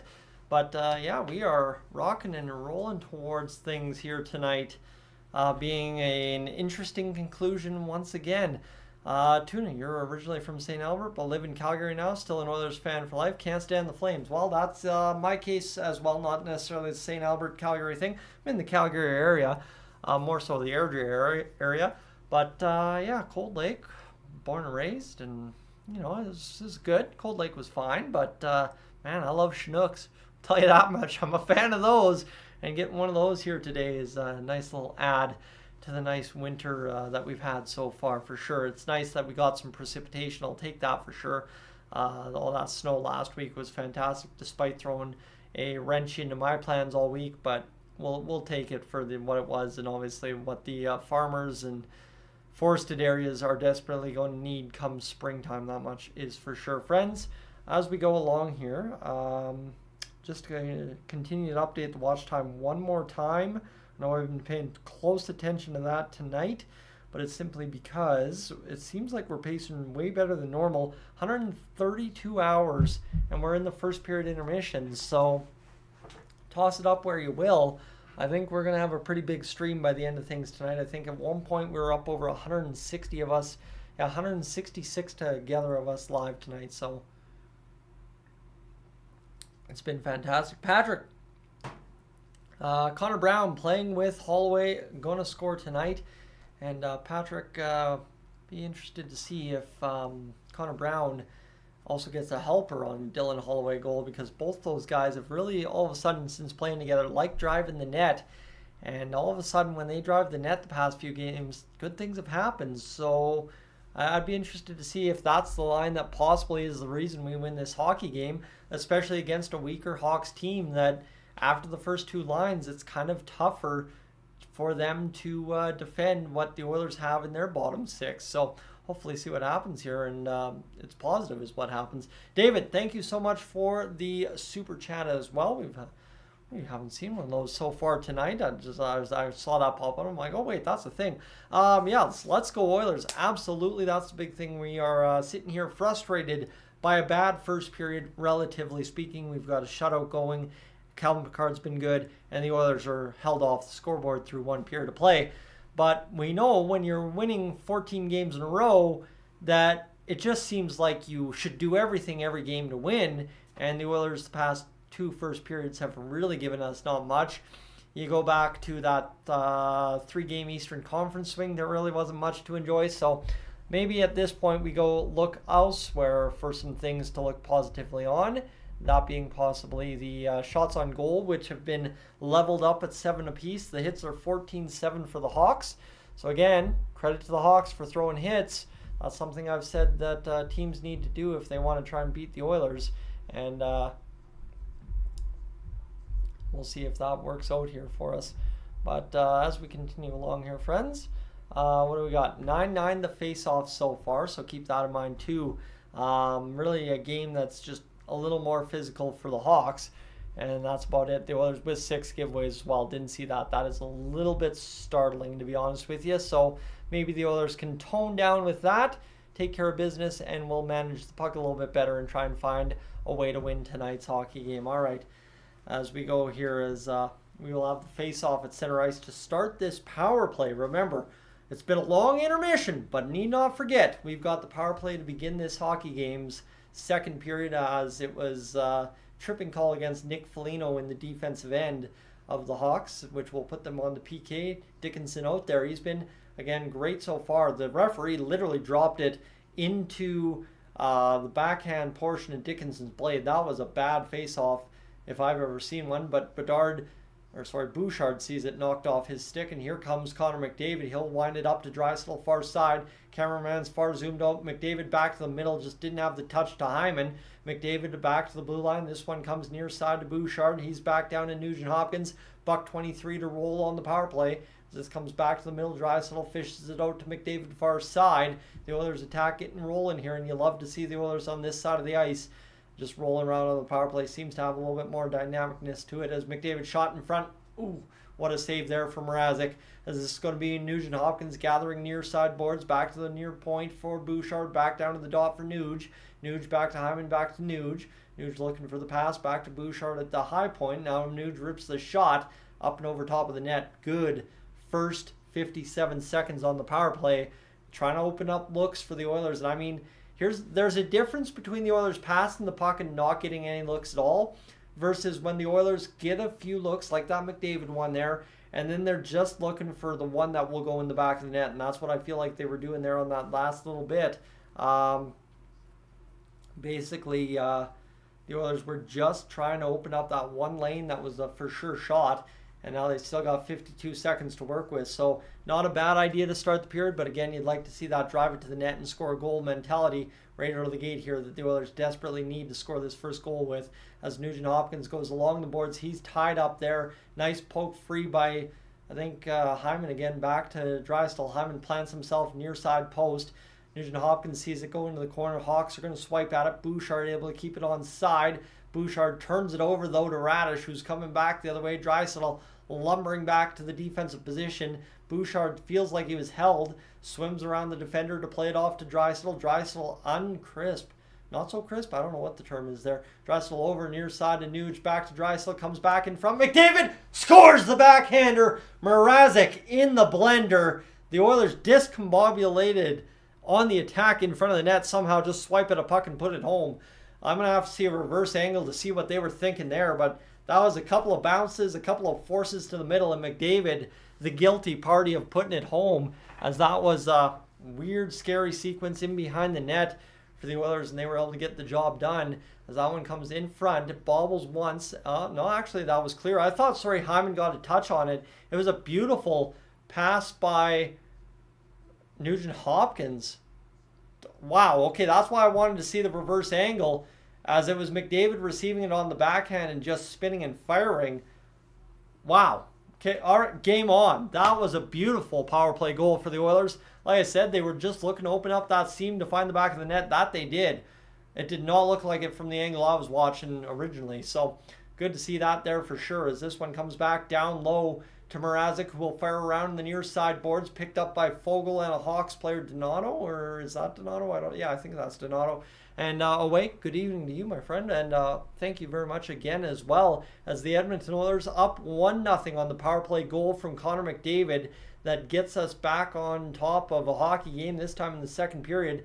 The Oilers will fish it out to the middle of the ice. Nugent Hopkins and Draisaitl, 30 and 31 helpers, as McLeod across the blue line. The Hawks a little sloppy there in the neutral zone. Here's a shot from Kane, wired towards the net, misses everybody, comes back to the blue line for Holloway. He walks in, loses the handle, picked up by Kulak, shot fired, bounces off of the pads of the goaltender Mrazek. Kane throws a big hit. We haven't seen that much from him over the course of the past little bit, but this one comes back down low for Brown, who's fishing it out against Hawk with the help of Dylan Holloway, and now he's out there with Nugent Hopkins as well. So different look here for the Oilers coming out of the power play, and Holloway will come back down low, playing it to Nuge again, who had the primary, or was that Drysdale? I think it was Nuge with the primary assist.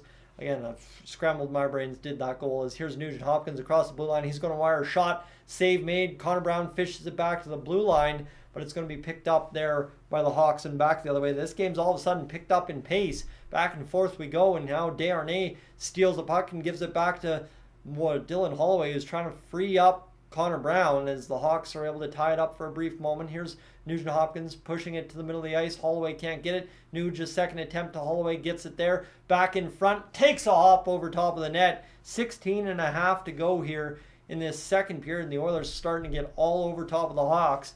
After that power play goal, Johnson fires a shot on net. Save made by Cal Picard, who now has 8, 9, 10, 11. Right there, a couple of whacks there for the Hawks, and Connor Brown now trying to swim out of the zone, can't do it. Oilers continuing, 12 saves now for Cal Picard. I assume he's going to continue to do as such here this game, as Jones comes to the near side, retrieving the puck on the clear by the Oilers in his own end, and this will be flipped back into the Oilers' end almost immediately, as Matthias Ekholm has to come pick this puck up. Again, the Oilers are quickly wiring the puck up and forth and back and whatever. As they come back the other way, it's going to be bobbled back into the Oilers' zone. This game's picking up. As this one comes down low to Matthias Ekholm. He'll fire up the middle of the ice, picked onto the stick of Derek Ryan. A nice pass retrieved from the near side by Janmark. Almost hit Gagne, couldn't do it. Minus 69 goal differential. Nice for the Chicago Blackhawks there, and unfortunately they just continue to struggle, and the Oilers continue to fish out the puck every time it comes into their own zone. So they are doing a good job here defending the Hawks comparatively so than they did in that first period, bleeding a couple of chances with some turnovers. And this one was pushed to the far side boards in front of the benches. It hopped up into the bench, and that will stop the play right there. And Spencer, you caught that. Good to see. has, the Oilers score the first goal of the game. And look at this one here from Nugent Hopkins, as I think Draisaitl might have actually tipped it with skate. I thought it hit something, and McDavid just all the way in front. And I mean, Mrazek way out of his crease ran into Hyman is what happened on that play. And the Oilers, indeed, take a 1-0 lead. We got 5 minutes gone here in this, what is second period of play. 18 straight road losses for the Hawks so far. Tough go for them, but again, the Oilers got to feast on teams that are bad and good, and tonight's a feast on bad team, as Dylan Holloway getting a couple of shifts back-to-back here to start this second period after the power play, as Brown's out there chasing as well. McLeod's on the ice this shift go around. 14.5 to go here in this second period. Nice play by Donato up the middle, and this will allow the Hawks to enter the zone.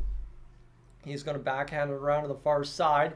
Picked up by Hyman. Ceci gets going there. Now Darnell Nurse will retrieve in the near side corner. Nice little play by the Oilers to just free up a puck in the defensive zone again, as Leon Draisaitl rifled it in. Didn't really go anywhere. It was a hard puck that just landed on the tape. Donato tries the spin and fire McDavid style.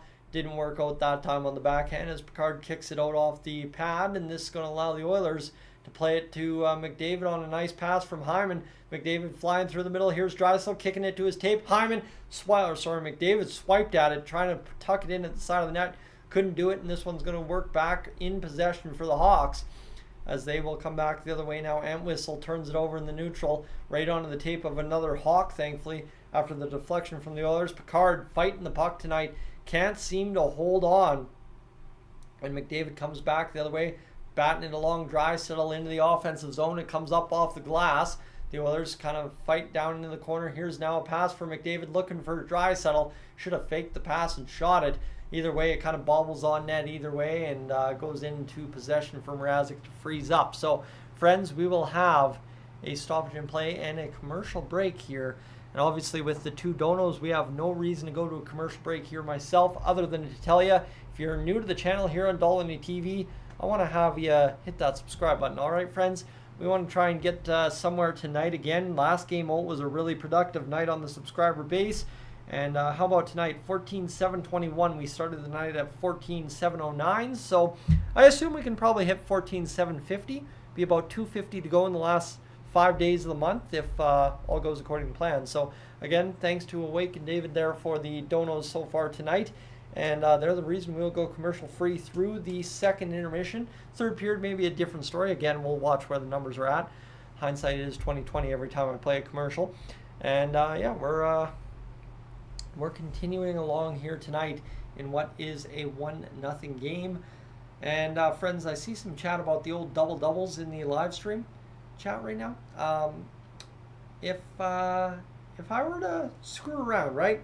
Say that old Tim Hortons roll up the rim comes back sometime in February. If I was to screw around and have a little fun with it, would you let me have a day off from posting Oilers content to post a old school roll up the rim video? Friends, for those of you that don't know what's going on here, let me maybe do a little bit of self-advertising and bring you a great joy of mine from back in the day. Tim Hortons roll up the rim with yours truly, I guess you could say. Yeah, Canadians go for Tim Hortons run. That's what I've got this currently titled at. Let's go Tim's video, and you would see back then I was drinking the old doubly steep teas. Kind of changed of course to 2 sugars now in the morning. That's the order, but you know, it varies. It goes from 1 milk, 1 sugar, 2 milk, 1 sugar, 1 cream, 1 sugar, 2 sugar, 1 sugar. Never go into the triple dubs, but yeah, that's where we're at. So Tim's video right there for you if you want to check that out. Some old classic vintage Dolynny TV. There's a couple of different looks in that video that'll have you wondering what the heck's going on. 13:25, we resume action here. The Oilers about to get the puck back in. They do as they win the face-off. Shot fired towards the net. Save made by Mrazek, or it went wide, one of the two. It took a weird bounce off the end wall. Either way, is all I know. Bouchard, pass to the middle. Shot fired towards the net on the deflection by Nuge. Just about had it up over the shoulder, Mrazek. And this second line, all of a sudden, like I said, they were quiet early on. Have had a couple of chances here to begin this second period of play, and we have an icing call against the Chicago Blackhawks and a 13:02 stoppage in play. Friends, I will direct you to definitely go check out that comment in the pinned. I'll pin that right now for you, actually. And there you go, Tim's video. You can check that out and enjoy that throughout the night. So I know the pinned videos tend to get a couple of views, so enjoy that. It's a treasure. It's a treat. There's I did not litter, by the way. 13:02 to go in this second period of play. The Oilers get it back to the blue line on the face-off win, but it ends up being a loss. Comes out of the zone, and Picard had to play the puck. Oilers lead up. Nugent Hopkins bobbles a puck through the middle of the ice into the Hawks zone. Didn't really achieve much. And this one's going to come fighting back to the Oilers blue line, where the Hawks make a nifty backhand play onside to get it down low into the Oilers' end. Bouchard quickly on it. Gets it back up to Warren Foegele under the tape of Evander Kane. Quick move around Seth Jones. Shot fired in front, just about to flex off a skate back of the net. The Oilers have come close, just not being able to bite deflections. And this one comes back into the Oilers' end. Discombobulation on the benches, and the Hawks have got to be whistled here for too many men or something, as we will have a stoppage with 12:21 to go, maybe a high stick. So this one back in front, and ooh, it bit off the wrong side of Nuge's stick. Ooh, that is a tough deflection to bite.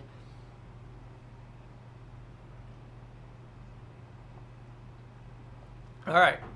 12:21 to go. The face-off deep in the Oilers' zone. 13-12 the shots.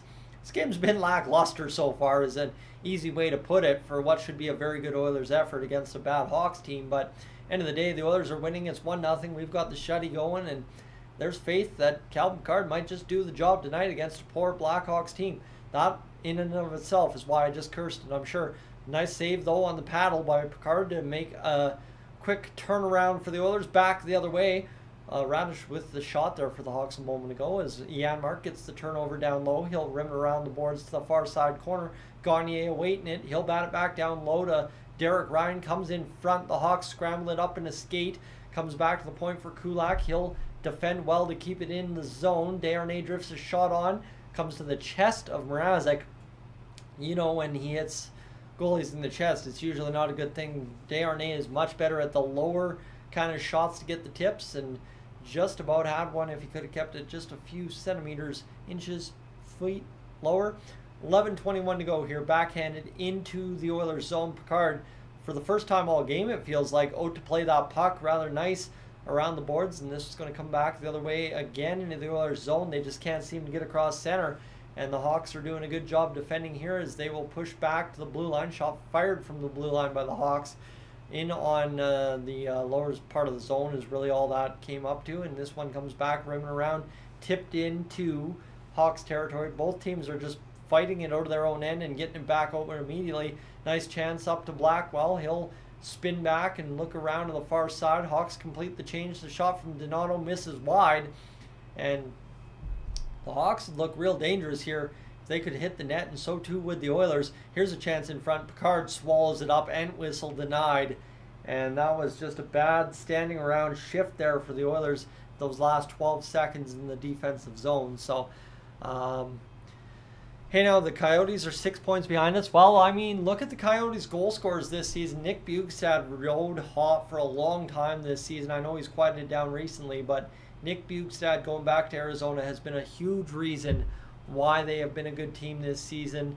And I think, too, they've had some key contributions from up and down the lineup from everything I understand. Have to look at their points leaders, but I think it's been a pretty solid team effort, and Connor Ingram is one heck of a good goalie as well. So this one comes on down low into the corner as Brown will come chasing behind. And now Dylan Holloway looking to keep that puck in. Nice play by Ceci to free it up, and the Hawks are able to come back the other way. And now you've got Holloway and Darnell Nurse defending the Hawks attack as Ceci just interrupts at the blue line to send the Hawks offside. Good work right there. So good to see them do that. So 10:08 to go in this second period. Again, in one of those moments where we realize we've still got 10 minutes and 8 seconds of this period to go. After it's been a rough game to watch so far through half of it. The Oilers have the only goal. That is the good thing. Can't complain too much about that, but it's just weird to see how it's playing out here. And Darnell Nurse will retrieve the puck off the face-off win. go D to D to CC, and the Oilers break out up the middle of the ice, cut off there by the Hawks, and they will transition back the other way, cut off quickly by Ryan McLeod, and he'll get back in on the attack. This one comes off a stick to Dylan Holloway. He flubs up on it, and now looking into the corner, he's pushed down. 9:45 to go in this second period as the Hawks and Oilers tie up along the near side corner. It's a battle in there for it, and they continue to work along the corner wall in and behind now. Mrazek to the far side, battles one for the Oilers onto the tape of Dylan Holloway, and I was just flabbergasted at the pass he tried to make to Connor Brown. Here's McLeod, the shot fired, save made by the stick of Connor Brown on what was an own blocked shot, but the Oilers continue to roll around here, and they continue to attack this here as this one comes down low into the Oilers' end on the clear by the Hawks. It'll be an icing call, and we have a stoppage in play after a furious attack from the Oilers' third line. You like to see that, that's for sure. So awesome. But Mike, haven't drank Timmy's coffee in 5 years, can't stand it. I'm not a Timmy's coffee fan either.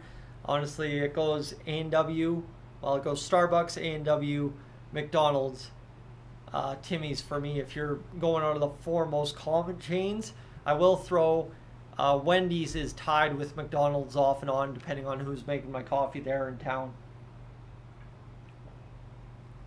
But another actual good coffee too. If you want a good iced coffee, if you ever come down to Calgary, I don't know if they have any locations in Edmonton, but Wow Chicken and Wow Desserts. It's a chicken and dessert Korean style restaurant in southern Alberta, as far as I understand. They have fantastic coffee, and I mean the Wow coffee, it's their kind of specialty iced coffee. Shot fired cane over top of the net, by the way. I'm getting distracted, but fantastic. A grade, I'll tell you, try that. As Nugent Hopkins just about jams it home on Mrazek, and now we're going to have the Hawks and Oilers dust up. Tenorti comes over to have a conversation with Kane, but that's about all that we are right there. So, Andy, welcome in. And Andrew, I think I missed you earlier, but yes, the Calgary Flames losing to the Columbus Blue Jackets by the last update here. And a good-looking opportunity there, goes up over top of the net against Mrazek, and the Oilers missed by just a hair to make it 2-0. So let's see here. What do we got going on, friends? Commercial break. Seems like there's been a lot of them this hockey game. Maybe just because I'm doing more of the hockey game than I usually do over the past little bit. 189 hours on the stream, so we're on pace to do 300 tonight, friends. If we crush off this second period on par with where we are at so far on pace. And I think, too, the big thing here for the Oilers tonight is they're just hanging on by a thread, but they're doing enough to win a hockey game. You're up 1-0, you're defending well enough, you're not bleeding chances by any stretch of the imagination. I think the Oilers have got a pretty good chance to do something pretty good tonight, as long as they decide to score a couple more goals as they try to do anything here. So we'll continue along, but 4:46 the average watch time here on the stream, friends. That is insanity for the amount of views we got in the back end here. I must say that is very unusual here so far, but we're continuing along here tonight for what has been a painful game at times. Not gonna lie, I mean the Oilers really haven't had that much to really talk about so far in this one, but again, maybe textbook, right? We talked about it last game for the Oilers. Stick to the script. Play a meaningless game all game, win when you have to, and continue the streak. That's been kind of the Oilers' MO here, as they just continue to roll along and do their job, and it seems to be working for them.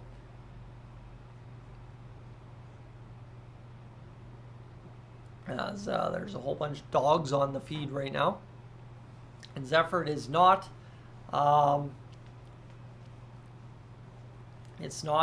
Skinner in net tonight. It is Calvin Pickard pitching the shutout so far against the Chicago Blackhawks. As this one's shot down low by the Oilers. They can't seem to find the back of the net, or even the net for good reason. And Fogel's going to fire a shot again, just missed wide there. And 8:23 to go here in this second period. We continue along. This one goes to the far side wing. CC battles it off the boards. It's a nice pickup opportunity for Fogle. Couldn't lift the stick. Back the other way. The Wings are to, or Hawks are to the attack. Wow, okay. 8:08 to go in this second period to play. 15-14 the shots. Like I said, there's not been a lot of huge opportunities here in this hockey game. The Oilers have kind of missed the net on all of them. Kane just got away with an interference call. Nugent Hopkins definitely thought it was going to be a penalty call. He played that puck slow, and he's now going to lose this battle. Eventually, Evander Kane's able to come up and pick it up, and now here comes Kane back the other way, playing it into the middle. Can't do it. 7:44 to go. Nice pass by the Hawks onside. Kick save. Picard handles the backhand by getting into position, but it's blocked shot by Darnell Nurse. Shot fired towards the net again, blocked in front again, and the Oilers will lead back the other way across center, fire into the Hawks' end, and Mrazek will come out to play this. He quickly rifled that up all the way to the blue line. Shot fired by Anderson, blocked in front by the Oilers again. Here's Janmark on the puck quickly, defensively liable, and there we go, reliable, not liable. Liable though, if he turned that puck over, we'd be in a world of hurt, and we have a stoppage in play here with 7:09 to go in this second period of play. Friends, I'm telling you, if you get a chance to watch me call some provincial tournament hockey this spring, I don't know if it'll be broadcast on Dolynny TV or not this season, but if you get a chance to watch me, I encourage you 110% to tune in, because getting to watch me call live hockey while I'm in the building, it's a whole different trip, especially when I have those moments of laughing at myself. Puck is fired down into the Oilers' end. Bouchard's taken control of it. He's working from in behind. It's coming near side now to Draisaitl. Draisaitl will work up and fire it back into the offensive zone as Mrazek plays it off to Vlasic. The Oilers rolling around, getting to the attack here along the end wall. Forechecking, trying to come up with his puck. McDavid working.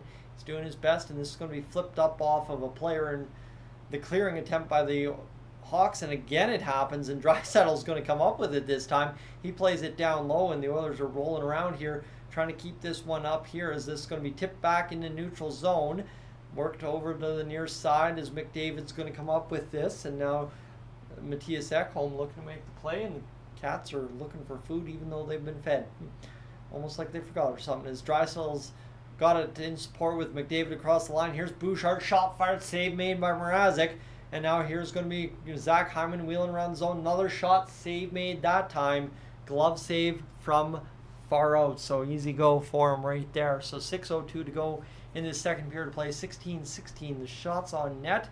Hurting Hawks. Bedard's out with his jaw. Zaitsev's out with a knee. Hall's out with a knee. Murphy's groin. Johnson's foot. Beauvillier's wrist. And Athanasiou's groin. So you talk about guys that could definitely change the caliber of the Hawks roster. That's a lot of players there.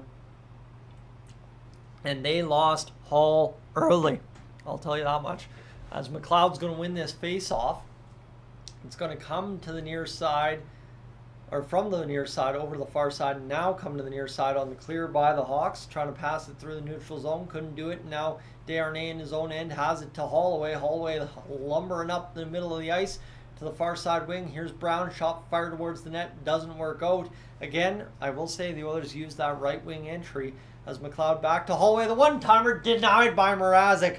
I cannot believe that got through. And Holloway, another shot. Brown in front just bumping the goalie, trying to make anything he can happen for this line to score a goal. You know, we're feeling it's going to happen, and it just might tonight, as nice battle there from Desharnais leads up for an opportunity for Connor Brown. Now over to McLeod. They've got three wide skating. Kulak's onside. The shot from Holloway off a stick and up and out of play, as the play will be whistled down with 5:09 to go in this second period of play. So friends, the Oilers continue to attack here hard and heavy, as the Hawks doing a little bit more defensive swimming, I guess you could say, this period against the Oilers as we continue along. Simon Marks out of 10,000 for the Oilers so far. Again, subpar, probably 2,500. Really, we've scored a goal and done not much other than defend. So when you talk about the Oilers wanting to win hockey games, tough go right there, as we're used to the offense winning us hockey games, and we're starting to get used to it here on this 14-gamer,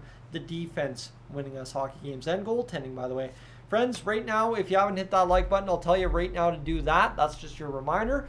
And I'll also tell you if you haven't considered subscribing yet, that would be muchly appreciated. We're closing in on 15,000 here, and we are closing in on 14,750, hopefully by night's end as well. So we continue along, friends, to roll into the late stages of this second period. That's where we'll get back to the chat for a brief moment to welcome in Owen and, of course, to Trippin. And hey, now I think we caught you earlier. Simon, we caught you. But Stoney, I think I missed you way early in the stream. You threw something in when that chat was moving a mile a minute.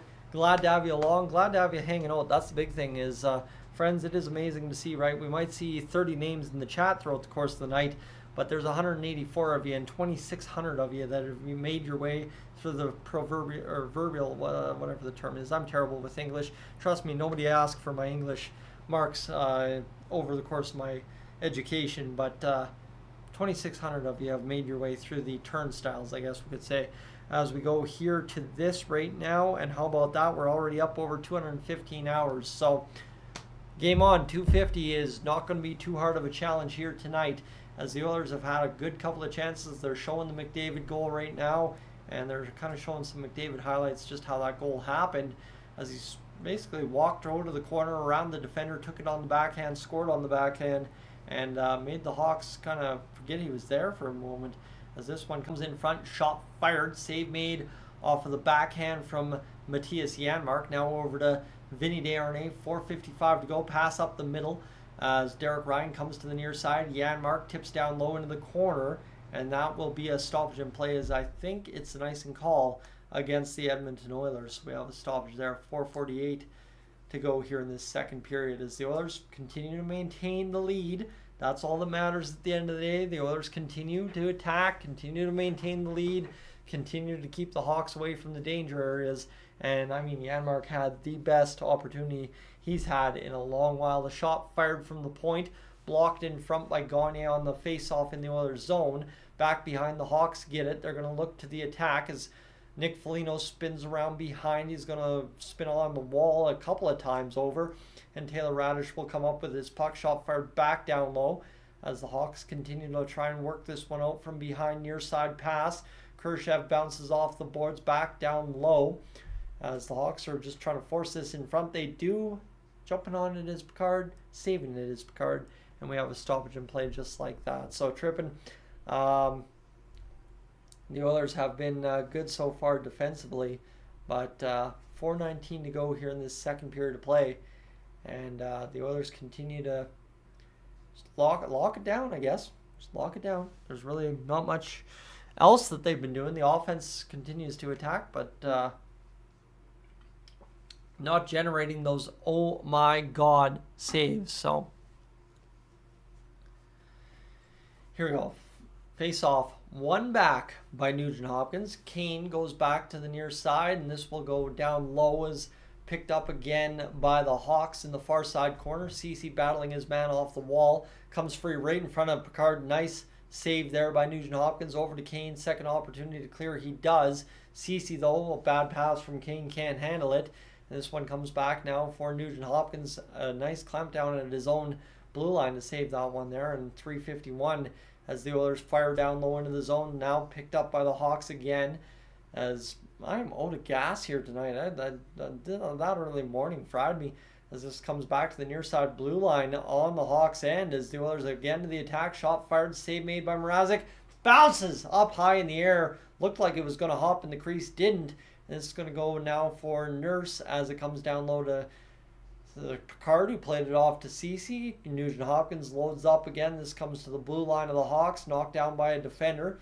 Nugent Hopkins pokes it across the line. Fogle, good work to get it across. And now here's Kane near side corner. Fogle picks up and throws it to the middle. That's blocked by the Hawks again. 3:08 to go. The Oilers now have 19 shots on the game to the Hawks 16. So like I said, they picked up steam here in this second period, but still only lead 1-0. As Drysdale plays it to the middle, the Hawks cut it off. The Oilers, though, still make the better of the play to get it down into their territory. Doesn't go down for icing. And we continue to see the Oilers roll around as Bouchard rolls around the defense of the Hawks in the offensive territory as the Oilers continue the attack and continue the zone time. 2:35 to go here in this second period of play. Bouchard wires it up off the boards. Ekholm across far side. Now here comes McDavid down low as this will be an icing call with 2:25 to go in the second period of play.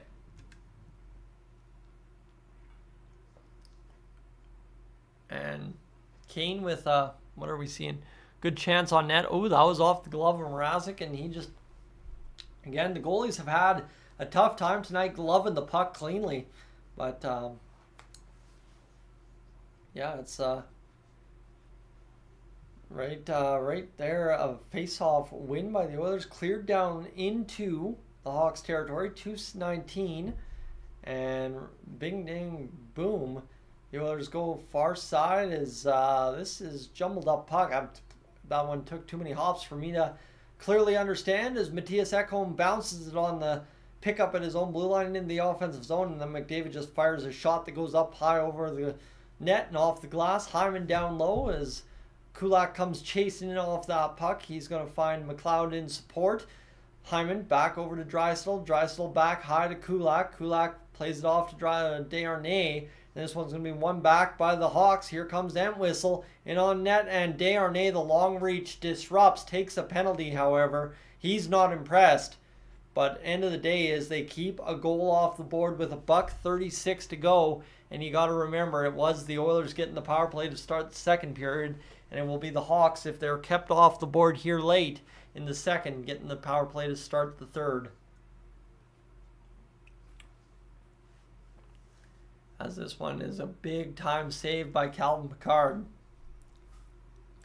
And now it's a penalty shot. Okay. All right. The comment came in way too late. Penalty shot now for Mackenzie Entwistle. One-on-one on Cal Pickard. He goes to the left wing, cuts to the middle. Pickard closes the 5-hole, swallows it up, kicks it out. Save made. Vinny Desharnais is one happy man right there for the Edmonton Oilers. $1:36 to go in this second period. No penalty upcoming for the Oilers. A penalty shot for Mackenzie Entwistle that just goes nowhere on that one. Pickard seals the door shut, and the little double tap of the pads kicks the puck out as Entwistle tried to label it right through him, and I mean just everything was sealed shut, didn't allow anything to go on there, and Desharnais goes over and taps Pickard on the helmet, says good work bud, you just saved it. So the Oilers get a lucky break. Penalty shot works out in our favor, and that's the kind of stuff that works when you're rolling a good win streak. Is the Oilers might not be the sharpest team all throughout the game, but they're getting the goaltending, they're getting the offense, and they're getting the defense to win 14, possibly 15 straight. Oilers clear it out of the zone as this is going to go down for an icing call, and $1:25 to go here in this second period. The Oilers will get the power play.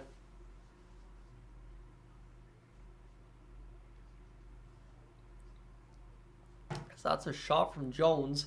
Save made by Pickard. He tries to push to the outside, lands right on Radish's skate, and it was pushed back in front. As here we go, the Oilers to the attack, trying to get out of their own zone. Puck from the point, shot from the Hawks, hits a man in front. I believe it was Nurse. Holloway to the attack here across the blue line. Oilers' attack is discombobulated because of a crashing Connor Brown. $1:09 to go in this second period. Lifted back into the Oilers' zone. Cody Ceci comes out to play it. Ryan McLeod gets shoved out of the way.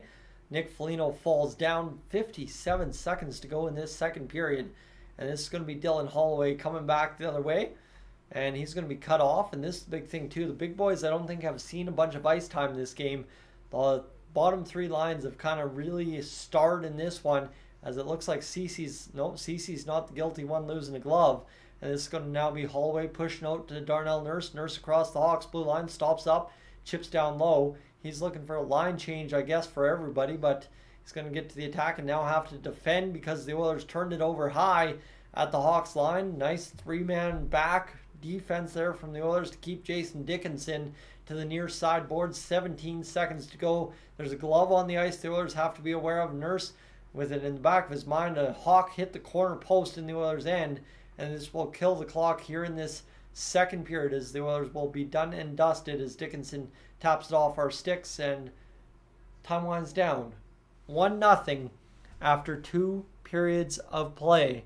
And just like that, the Oilers 20 minutes away from coasting home on the backs of goaltending and defense and just enough offense to win a hockey game. You like to see that, friends. Welcome aboard to Dolynny TV. If you've just tuned in past a little bit since I updated you, we're going okay. I mean, it's been like watching paint dry at times here so far. But end of the day, the Oilers are good. I think to use Tim's comment he sent me here, this game is as dull as ditch water. Well, yeah, you know what? We've seen a lot of ditch water in Alberta when it rains. It is it's not a very exciting hockey game so far for the Oilers, and I think you'll see it maybe liven up here in this third period. Maybe they've just given the Hawks some false hope once again, right? Just that false hope. Yeah, you got a shot through 2, but through 3 you don't. So we'll see what happens. But I guess we should check that watch time one more time, by the way. Because just to tell you, we're coming up right on it here. 5.0033. And friends, how about that? We are on the cusp. 247 watch hours on the stream so far tonight. So thank you to everybody that's tuned in and hung out so far tonight. We are literally 3 hours of watch time away from doing that almighty 250 that we always talk about for every live stream. And friends, we're also 19 likes away here on the broadcast from 100 as well. We usually don't hit the 100 mark unless it's a special occasion game, maybe a Battle of Alberta or something like the playoffs or a home opener. So let's finish this one up nice and tidy. I think we can do that. The cats are looking for some attention again here, so good on them. They're getting a little bit lonely with me doing the whole Oilers bit and having been away a couple of nights last week, but they'll survive, I'm sure, as we will all survive the rest of this hockey game, even if it is a little bit more tame than it has been over the course of the past few months, right? This one, again, kind of one of those classics like it was against Chicago last time out, Montreal, Detroit, Columbus. We've had some slow games recently, but we continue to enjoy the Oilers and we continue to enjoy seeing them win hockey games. So as we continue on here, 1-0 after 1 or after 2. See here as well, we've got some highlights. Thomas Harley scoring a goal. Calvin Pickard stands tall on the penalty shot. Obviously, he's doing well in this game so far. And yeah, we continue to see the Oilers do what they need to do, right? The Oilers are going to see the San Jose Sharks unveil a new alternate uniform, the alternate being the Cali Fins. So they've got a kind of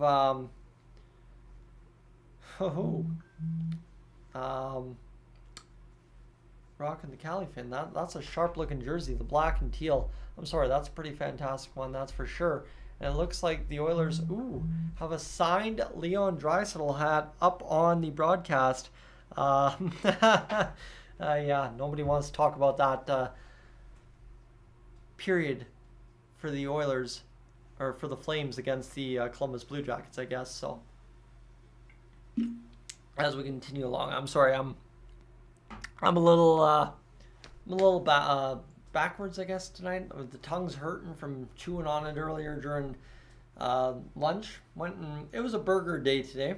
Went and got a burger from Fat Burger in Airdrie. It was solid, but chewed on the tongue while trying to bite too much of the burger and got a little overzealous there, trying to eat a little too fast on the counter. And yeah, it's been a hurting performance tonight, but I think we've done all right so far. Again, shout outs to Awake and of course David there earlier on in the live stream for hitting the donation button there to the stream, I guess you could say. So that's why we continue on commercial free so far tonight. And to the 12 of you that have, I guess, out of pity, gone and viewed the Canadians Go for a Tim Hortons run video, thank you so much for that. I do appreciate you tuning into that. And the Hockey Talks 50-50 awareness here so far, mental health awareness tonight. And what's the final score going to be? Best guess. I think the Oilers take this one probably 2-0, if not 3-0, right? It depends if they hit the empty netter. I think they score 2-0 before an empty netter. And yeah, then it's 3-0 on an empty netter, or else it's 2-0 because they can't hit the empty netter. And Dean, you bit your cheek last night. It's brutal. Yeah, no, I do that a lot too. You hear my my rural Canadian bush accent. I get the mouth moving a little faster than it should sometimes, and yeah, I tend to bite the cheek a little bit too. That's never pleasant, right? You have a few days of tender chewing, that's for sure. And William, the Oilers lacking the killer instinct lately, yeah, they're still winning. That's a big thing, I guess.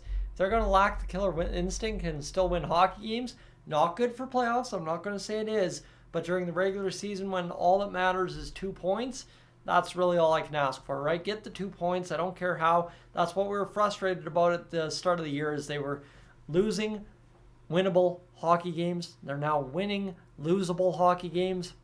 The reverse is better than the first, so we'll take it. But yeah, friends, I'm fading away here. It's been a game that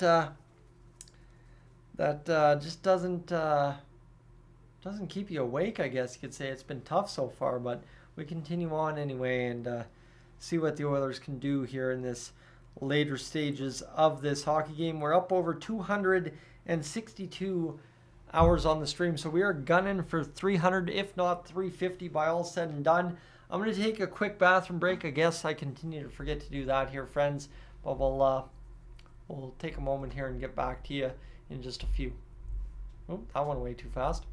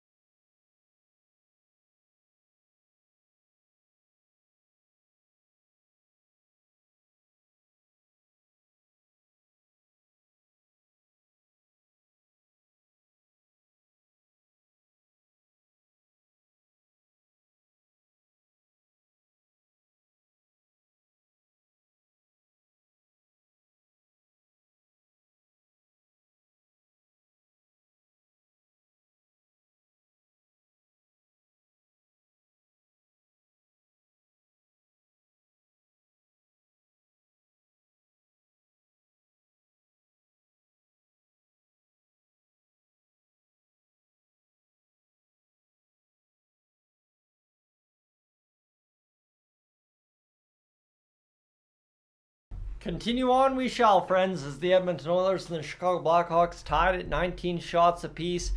We're just hoping for a victory here. That's consensus, I guess you could say. That's, I think, what we're all hoping for here. And yeah, there we have it, David. That's littering. Yeah, I proceeded to pick up the cup. I will tell you that much. For any of those that watched that Tim Hortons video there that's pinned at the top of the chat, I did pick up the cup. So did Buddy. It was just the dramatic effect of it, but that was an adventure of a day. I had just gotten that vehicle back from the shop, and it was ready and ripping, and that was a big thing I was looking forward to, was roll up the rim. That's where I was at in my early 20s, I'll tell you. And yeah, we got that video up, and it's obviously done pretty well over its lifespan, not as well as the first one, but again, as the internet evolves, more videos come out, and it's harder to fight for those views. But let's continue here. Margaret, cheering for the Oilers. That's the big thing. The Let's Go Oilers chants have kind of calmed down here tonight. Again, I think we all have certain goals this Oilers squad should be doing for us, but they continue not to do so much so far through 40 minutes. But hey, end of the day, if they want to show up in this period, we'll be good to go.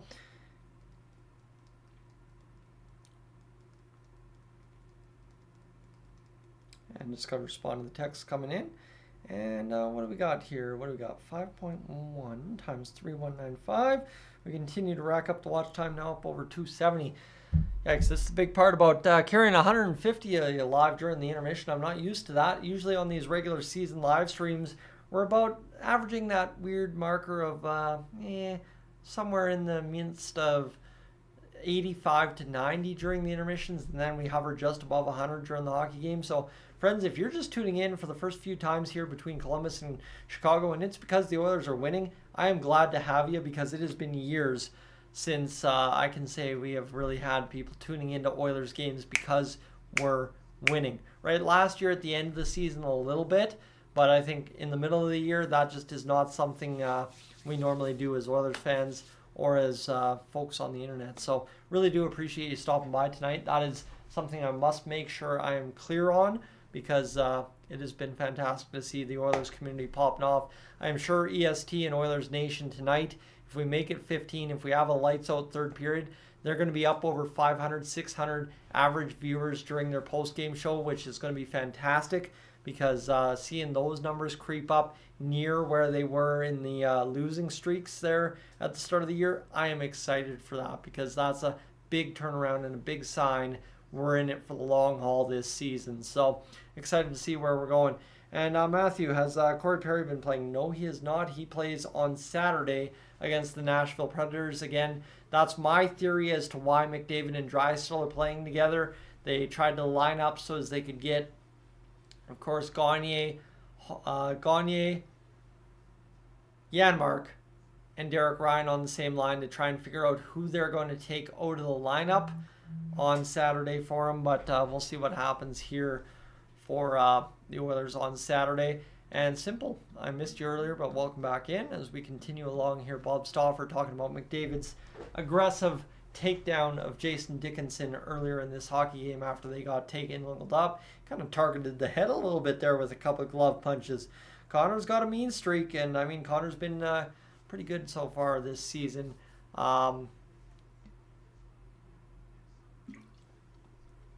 At putting a little bit more emphasis on different aspects of his game other than just offense. And can we have a moment for how good clean-cut Gene Principe tonight is looking? He is looking like vintage Gene tonight, and that is fantastic. I mean, I once in school when I was at NAIT, Gene Principe had come in to talk to a class that was having a class in the broadcast studio before me, and he passed me on the way out of the hallway, and I'm like, oh, wow, that's Gene Principe. The man, he's a pretty big guy. And, of course, when you see a legend in the Oilers media like that at your school just on a random Tuesday, it's a pretty big moment in your life, especially that early on for a small-town kid like me. So, yeah, no, Gene Principe is a pretty fantastic guy, and honestly, the few times I've interacted with him at Rogers Place, gotten some photos and stuff, he's a pretty awesome guy. So, looking forward to seeing Gene enjoy a playoff run as well as we continue along this season into what will be the crunch moments post All-Star break, right? The back half, I guess, what people normally talk about. But it feels like the All-Star break a little later this season than most. I know it's normally around this time, 25th, 26th, but it's because this is obviously the quote-unquote weekday, so you can't have it 25th, 26th. So, we go ahead to continue to talk about, yes indeed, the Tim Hortons video pinned at the top of the chat there, friends. That's a little, if you didn't know Dolynny TV before this whole Oilers fandom situation came to YouTube, welcome aboard. This channel has some treats for you. The Cold Lake, Alberta playlist has some gems as well. Daniel Brown and Cece going to score in this third period. I mean, why not bet against or bet for the guys that haven't scored, right? I mean, end of the day is they're going to score eventually, or they may never again. So why not tonight? Tonight would be a good time. And Big Tuna, I am not getting the supers. No, indeed. No supers coming in on my side of things. You might want to check something on your end. I'm not sure how that all works. Honestly, I've never done it. I'm thinking about doing it here in the playoffs if I get a off night or something and go into some other live streams and do it, but quite simply, I've never done it. And RSN coming in again with Brown will score with the puck deflecting off his face and in. That's the only true way it can happen, right? For Connor Brown, it's just got to be the flukiest, ugliest, worst way to score a goal, to be honest with you. So we'll see if the Oilers can find a way to get that for Connor Brown tonight and see if it works out in favor of us. So here we go, friends. We continue along again tonight. Sportsnet Plus, the loading screen as we continue into what will be the second period of tonight's hockey games. Or third period. Oh my goodness, I am discombobulated. I'm tired. It will be one of those nights. I know I talked about possibly doing short. I may very well just be going to bed after all is said and done. As we are just rolling along here, friends, 8 likes away from 100. The Oilers, what can I tell you though? We don't have much to talk about. Just to recap that period, 19 shots apiece after 2, 23-14 hits for Chicago, 21-16 the face-offs for the Oilers, 8-5 giveaways for the Oilers, 8-6 takeaways for the Oilers, 11-6 block shots for the Hawks. So that'll tell you everything you need to know there. Connor McDavid from Ryan Nugent-Hopkins and Leon Draisaitl. This game's 1-0, and the best part of the hockey game, as has been the recent streak, is coming up, friends, as the Oilers are about to take us for a treat in this third period, I'm sure. We continue along, though. It's 8:55, and we are about to roll up on that back-to-back big hours here on the channel. So thank you for hanging out with me. Do appreciate you being a part of the big stream tonight. We're up over 3,400 views officially this evening, so that's a sign of a good stream. You know, it's usually if I hit about 4,000, that's a pretty sizable regular season stream. Obviously, for those of you that were around in the playoffs, you know that in the playoffs we were crossing over 10 every single time, if not into the 20,000. So looking forward to seeing what we can all do together here in the playoffs, because there's going to be some excitement this year if the Oilers continue to win. I'll tell you that much. And when's the next game after the All-Star break? It is Vegas on February 6th, I believe. I think we have the bye week as well. But you got to think too, as he corrected there, Big Tuna. You've got the Nashville Predators on Saturday. The Oilers with 46 attempts on net, 56.9% puck possession. Nashville beats Minnesota. That's one of those games. It was not going to end good for the Oilers either way. Both teams 7-7, 12-12 shots on net in each period. So this has been a very even matchup so far for shots on net, goaltending, score, defense, all that. And the Oilers now just have to go out there and light the fire. That is the third period, 3-4 goals as per typical. And I think we're seeing memes on Twitter right now talking about that as well. So McDavid down low. I mean, they're talking about the defense against the top line by the looks of it right now. I don't listen with the game sound on, so I miss a lot of hockey games when I broadcast a game. So when I get to watch a hockey game, I'm really impressed by some of the things I hear, because I'm like, oh, I haven't heard that. And it's like, yeah, that's been something we're talking about for months. So interesting. And Michael, as a Hawks fan, beat us. We'll take another first overall. Yeah, that's fair. Macklin Celebrini would be a fun one for sure if the Hawks got him too with Bedard. I mean, Celebrini is center and Bedard on the wing. You're set. Same as Connor and Leon, as long as you develop them, right? Roger, the play-by-play is about to resume, to be honest with you. We got Draisaitl, McDavid, and Hyman on the ice for the face-off with Ekholm and Bouchard. They're talking something over here. They are coming in for the kill shot. 2-0 incoming for the Oilers, if this has anything to do with it. Bouchard's talking to Hyman. McDavid's talking it over one more time. It looks like he's starting on the wing here to begin this third period. Draisaitl will take the face-off. And we will have Draisaitl win it back over to Ekholm.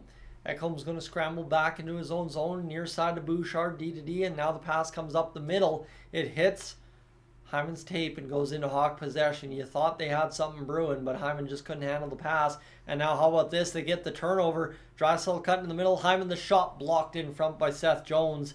I just feel like the Oilers are going to be super dangerous on this top line shift. Bouchard, nice play over to McDavid. McDavid near side pass. And that one, just about found the back door, finding far side. As this one now batted off the glass. The Bouchard guy gets it back up to Draisaitl. He's going to come lumbering down the right wing inside the Hawks zone. Vlasic looking for it. Dickinson rattles it along the boards. Free for, who is that? Magna. Magna's playing. Okay, good no.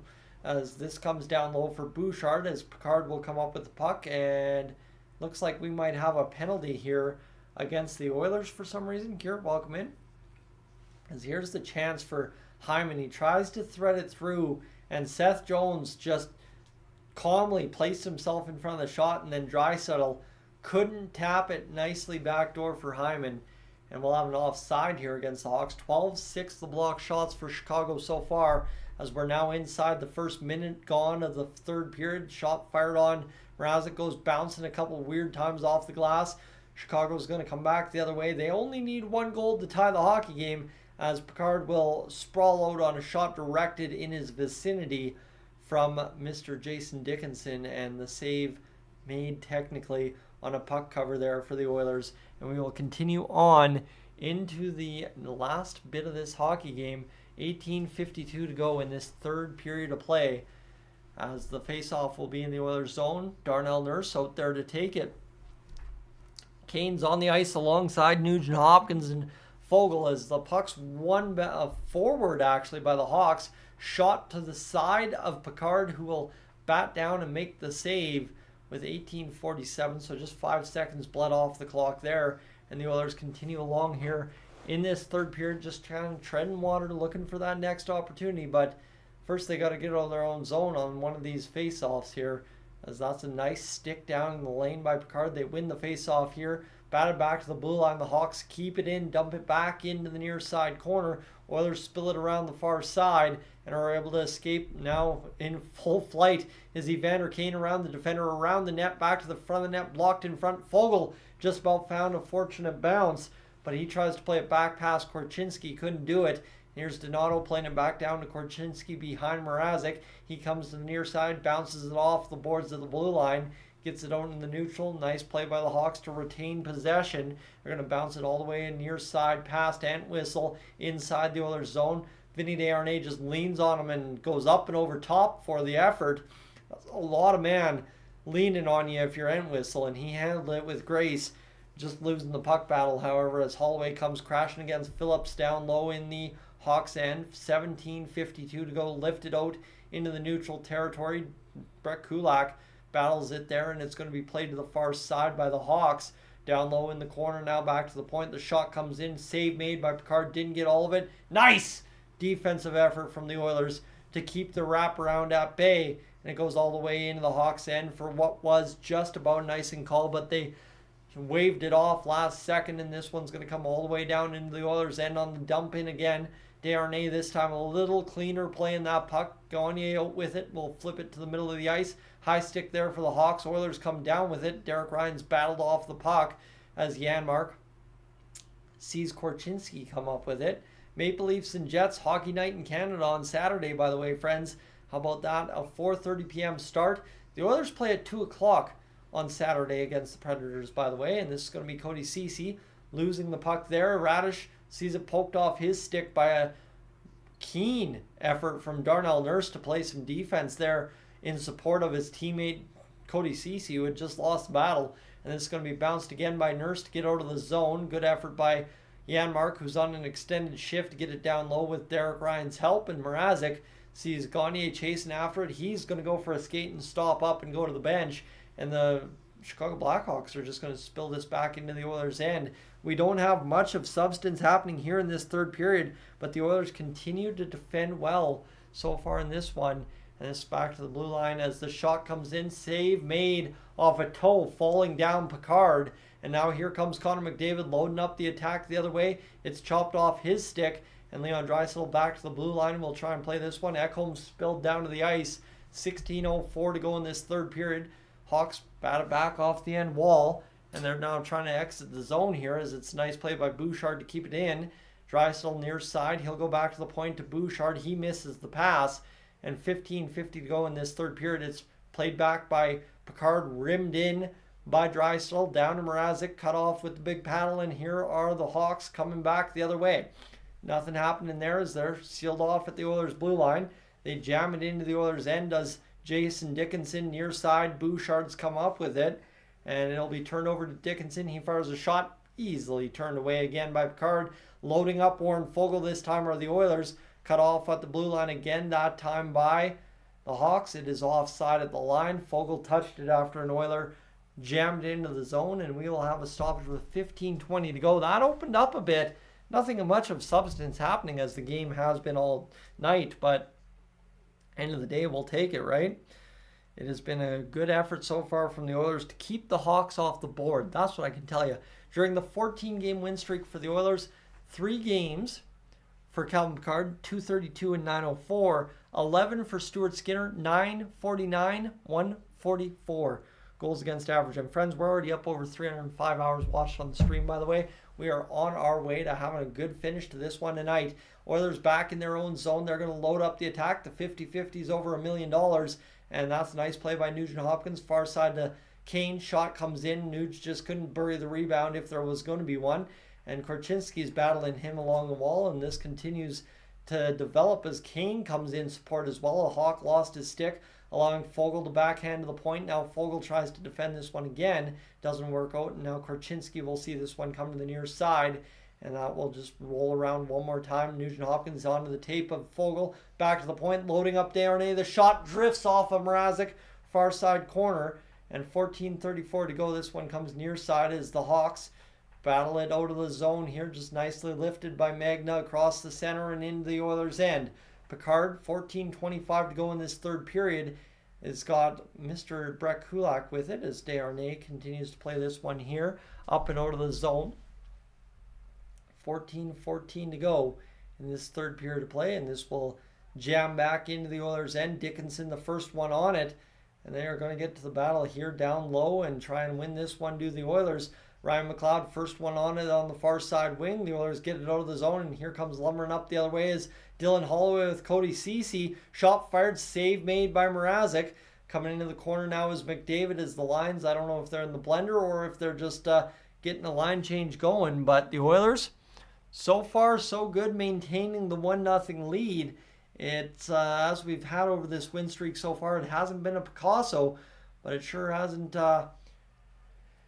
been 2-year-old's art drawing either. The Oilers have done enough to win this hockey game so far, as long as they keep the effort up through the next 15-ish minutes.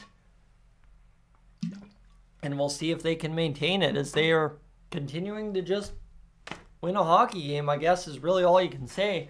They're not necessarily going out there and convincingly winning it, but defensively they're doing all right so far.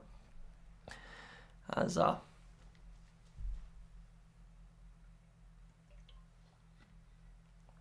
thankfully we're not chasing. That's all I'm saying, is I'm not impressed with overall the effort. Obviously you hear it in my voice. I am watching paint dry at times with this Oilers, but yeah, it's just end of the day, I'm just trying to realize we're up 1-0. There's nothing quite to panic about yet, but at the same time, is I'd like that second goal sooner than later. I'll tell you that. I'm right there with you. As Don and Alex welcome in, I think we missed you earlier there a few moments ago, and Laura, welcome back. As the Oilers just need to find that next goal. That would be a nice little tidy thing to find for sure. I'd be very happy if the Oilers could find a way to find that next goal and just put our minds at ease, coast home on a 2-0 lead, bury the empty net or make it 3-0. Connor Brown gets his first of the season. That'd be perfect if that's the storybook that happens here. But the Oilers just not really doing much at all to find the offense as of yet. And Bob, as in terms of the trap, again, the trap was kind of before my time, I guess you'd say. Didn't start watching hockey till 05-06, and when you talk about the trap, you're talking mostly about the New Jersey Devils, I know, back in the day. And yeah, I didn't watch much of the New Jersey Devils in 01, so can't tell you if this is the trap as we know it's called, or if this is just the Oilers and Hawks struggle squatting to a 1-0 game. And I think that's kind of what it probably is more so the Hawks are not that great. The Oilers don't have to be that great offensively to beat them, but as well, the defense has been pretty on point to keep them off the board. So that's where it's at. So, and I mean, full credit to the Hawks. They're down by 1, right? It's not like the Hawks have been terrible, but the Hawks also aren't good enough to win this hockey game against the Oilers 10 times out of 10. So we're rolling along here. Brian, welcome in from Sylvan Lake. Glad to have you aboard tonight. 13:47. We're going to redo this face-off one more time here for the Edmonton Oilers. And it will be Evander Kane this time in the face-off dot against Jason Dickinson. The face-off won back by the Hawks. Dickinson takes a spill He gets back up to the ice, and he looks like he's going to go to the bench. Something's tweaked there for Jason Dickinson, and the Hawks are offside, or else hand pass, and it will come into the Oilers zone. And the Oilers will get the face-off to the right of Calvin Pickard. Shots 23-23 to go here in this second or third period so far. I've been stuck on the second period for some reason so far tonight. Friends, welcome aboard as well. If you're just tuning in, I see we've kind of peaked up. We started the period at about 158 of you aboard, and now we're up over 200 most of this period. So we're doing all right. 13:37 to go in this third period. The Oilers' Bouchard off the face-off win will rim it along the boards. This will come now for Draisaitl. Over to McDavid. Skating in. McDavid to the middle of the net. Shot from Hyman. Back net. And let's go. Mrazek beat for a second time. Ask for it. Ask for it. Ask for it. You will get it. The Oilers up 2-0. 13:26 to go in this third period. And that one I knew was happening. What you could say is 2 goals tonight. And looks like we've reconnected. Good. Lost you for a brief moment there, friends. Little internet blip. Of course, it is, yes, a Thursday night in town, I would assume. And this one is going to be played down low into the Oilers' end. Shot fired wide of Mr. Cal Pickard as this comes back to the far side in the Oilers' zone. 13:10 to go here in this third period of play. Shot fired, save made, rebound. Pickard easy does it. Makes the chest save, knocks it down, and just like that, the Oilers 2-0 on the Hawks. 13:02 to go in this third period of play. Next commercial break. We will have to go up stairs quickly, but yeah, we are rocking and rolling, friends. The Oilers just lit it up. Zach Hyman scoring the backdoor tippity-tap 2-on-1, 2-on-none goal there for the Edmonton Oilers, and that is a fantastic way to light a fire in this third period. Connor Leon and Hyman obviously doing their thing here, and they didn't challenge the Hyman goal. Peter, we were lucky because, again, that was a sketchy play by the Oilers at the blue line, but it worked out in our favor. This one's going to come down low as McDavid and Draisaitl both draw assists. It's McDavid's 44th assist of the season, so you don't mind that at all. As here's Janmark firing it back into the Oilers' offensive end. Mrazek has it hop up on him twice over. Hit him once, bounce the other way after hitting him twice. 12:39 to go. The Hawks will rim it back to the blue line. They can't get it out, though. And now this is going to be carried by Sanford, who's looking to make a play out of the zone. He's carrying ahead. Zach Sanford wheeling through the neutral into the Oilers' end. Darnay leans on him to push him behind the net. Hawks see it bounce off a skate, comes all the way to Hyman now. And the Oilers fans are on the Hawks now with a big "Let's Go Oilers" chant from what I can hear. McDavid short side opportunity off the mask, didn't work out. And that was a good little sneaky shot. Bouchard, good pinch to keep it in. Here's McDavid back to Bouchard, trying to do it, couldn't do it. And now this comes back to the blue line one more time as Draisaitl plays it over to McDavid. The Oilers' top line rolling around. Here's McDavid, the shot coming over to Draisaitl. Not loaded up as he will roll back to the blue line. Played down niftily down to Hyman. McDavid, shot from Draisaitl doesn't get through. And this comes back to Bouchard as he will come near side in the Oilers' zone, trying to play this one ahead. It hops up off a stick and out of play into the first row. So we have a stoppage in play. So we will go out there and continue to see the Oilers get going. Most goals and see. Oh, what did I do there? That's not what I meant to do. My bad. What am I doing? Sorry. That is my apologies. That was not what I was attempting to do. My bad there. Do I think we are still in the market for a goalie? I don't think we need to rush to get a goalie, but I don't think we need to go out there and not get a goalie, I guess I could say. If I could get Fleury, I'd take Fleury. As this is going to be the Oilers playing it up ahead. Holloway is going to get to the attack here. 11:28 to go. McLeod spinning off the backhand into the Hawks end. Korchinski goes there. And it's going to be fired near side now for Dickinson, who gets across. Yeah, okay, so that's what we're talking about. Basically, the Oilers' Jack Campbell situation could play into that a little bit as well. So here's Darnell Nurse playing it ahead. It's going to be played by the Oilers, fired up the middle of the ice, and that's going to be Holloway batting it down. Brown's going to see that puck miss him on the pass, and it comes back the other way. And bing, bang, boom, the Hawks will get it back down low. Shot fired No, it's blocked in front actually, and Cece's going to rim this back into the neutral zone. And shot's going to be fired back down. I am out of water, by the way. That's, oh no, actually I'm not. I thought I was. Mouth was getting pasty there. Reichel across the line over to Entwistle. Shot drifted. Kick save by Picard. Shot again, drifted down low, cut off by the Oilers. 10.5 minutes to go in this third period to play. We are just trying to bring it home here, right? The Oilers have sat pretty much for half of the game on a 1-0 lead. And now a little bit of the third period on this one. And here's now, who is that? Fogle hustling down to a near side puck. I'm getting all kinds of discombobulated tonight. Tired. Jay Arnay on the puck though, over to Fogle. Fogle will spin off a check. Spun off his puck by a good little poke check right there. And this one will be Mr. Brett Kulak in behind his own net. We missed the other Saturday night game on CBC for Hockey Night in Canada. And this one will come back up off the boards as it comes to Fogle. Now over to Kane. Kane overhandles the puck. Backhand thrown towards the net. Almost found Fogle for a tap in. 9.5 to go in this third period. We continue to bleed clock here. Fogle goes to throw a massive hit. Shot fired in front. Misses wide. Goes down low for the Hawks again. Radish regroups the puck. He's going to push to the blue line and try to rim something back down low. He does. And now here's a nice play by Nugent Hopkins to lift into the center ice area. A hot bounce for Hyman. He's first to the puck. Radish ties him up. Can't get it going. And this one comes back near side to the Oilers in the neutral zone on the clear by the Hawks. Draisaitl across the line. Looking down low to play to McDavid. Instead spins back to Bouchard. Bouchard over to Draisaitl. Draisaitl down low to McDavid. Shot fired in front. Draisaitl can't whack away at it. And it's going to come back for the Hawks now with 8:50 to go in this third period to play. 25-25 the shots.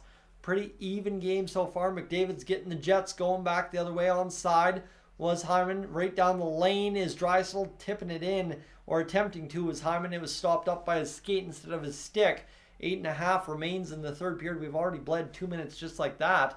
And the Oilers continue to wind home what looks to be a pretty good victory here tonight in terms of keeping the streak alive. Shot down low by the Oilers.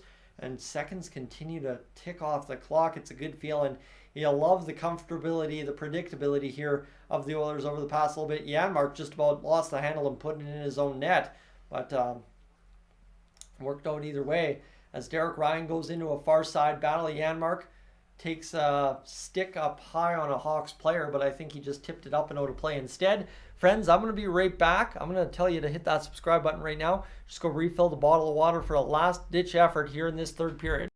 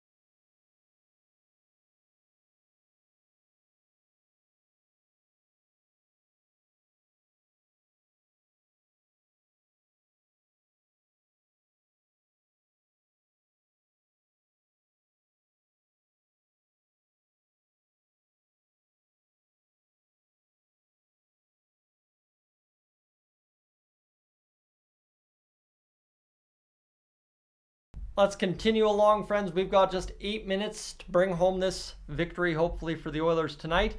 Would not be bad at all. And, yeah,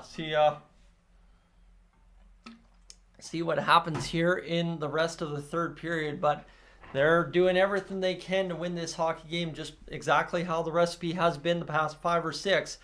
And they're well on their way tonight. If they do the job they have all game, the chance here for Entwistle on the penalty shot has been the difference maker so far, I think, for the Oilers. And Brian, good evening to you from West Edmonton as well. Morley, welcome back in as well. TMT, that's as far as I'm going to go with that. Glad to have you aboard as well, and look forward to seeing you visit again soon as the Hawks win the face-off. And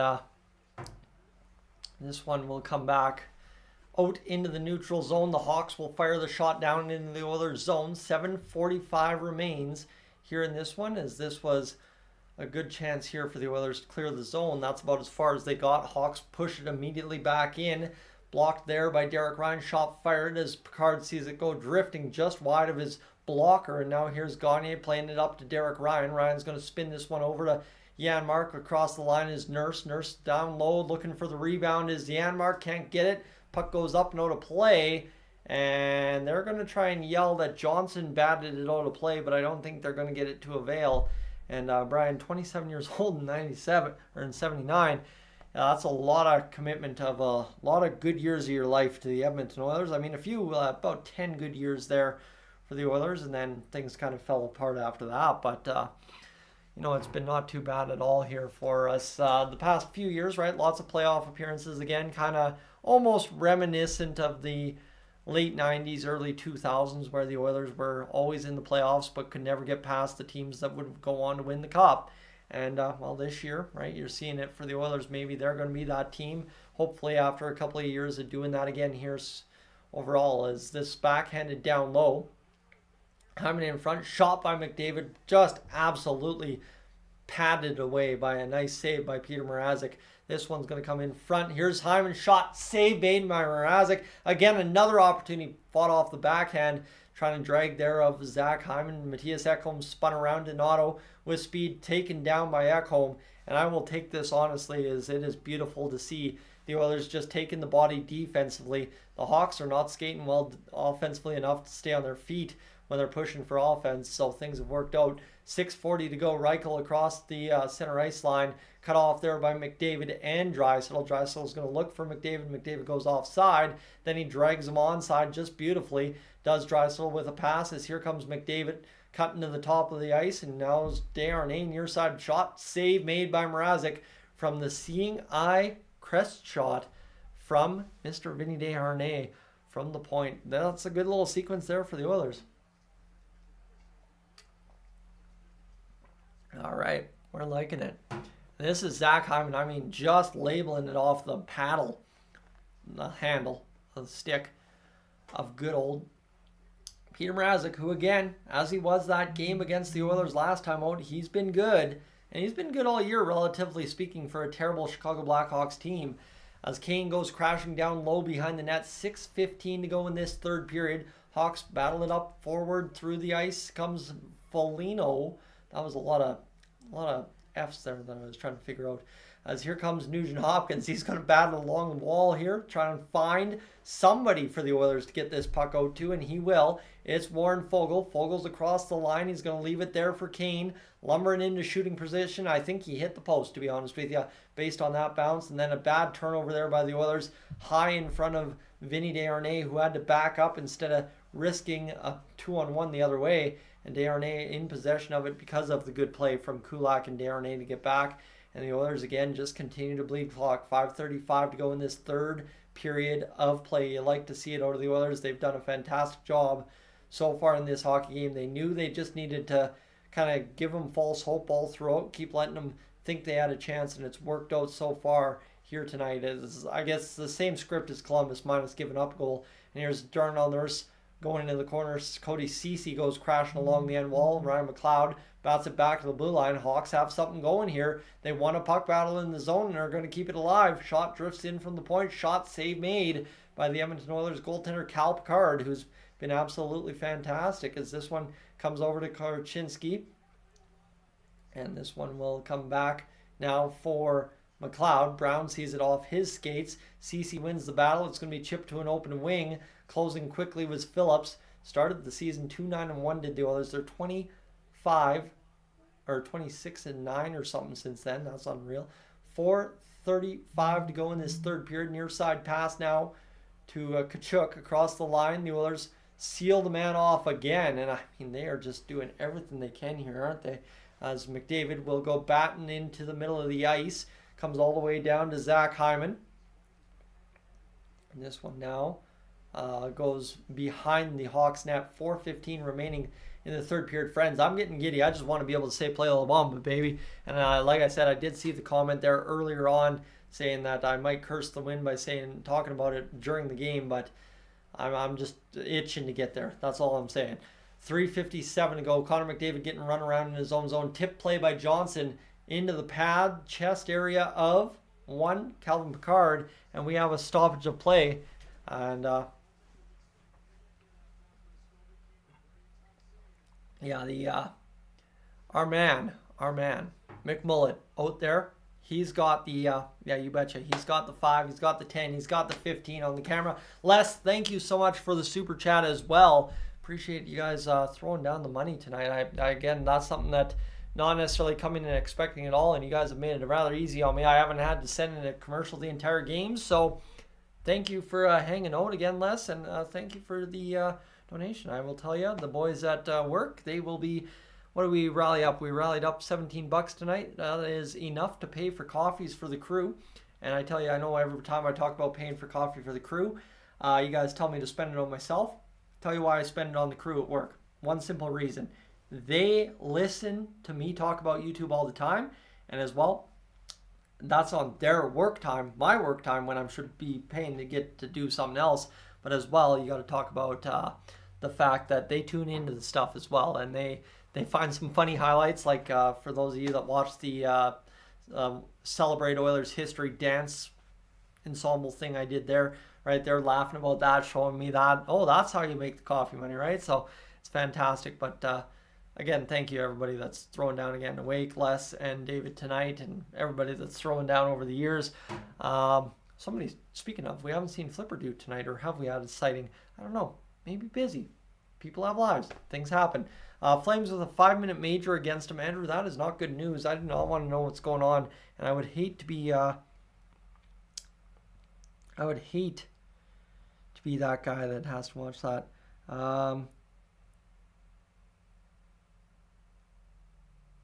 Yeah.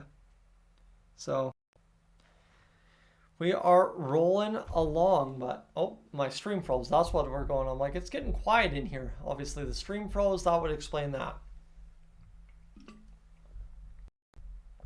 And there we go. We're back to action in the Oilers' defensive zone. Peter, we'll get to that comment in a moment. 3:50 to go here in this third period. Face-off won by Evander Kane.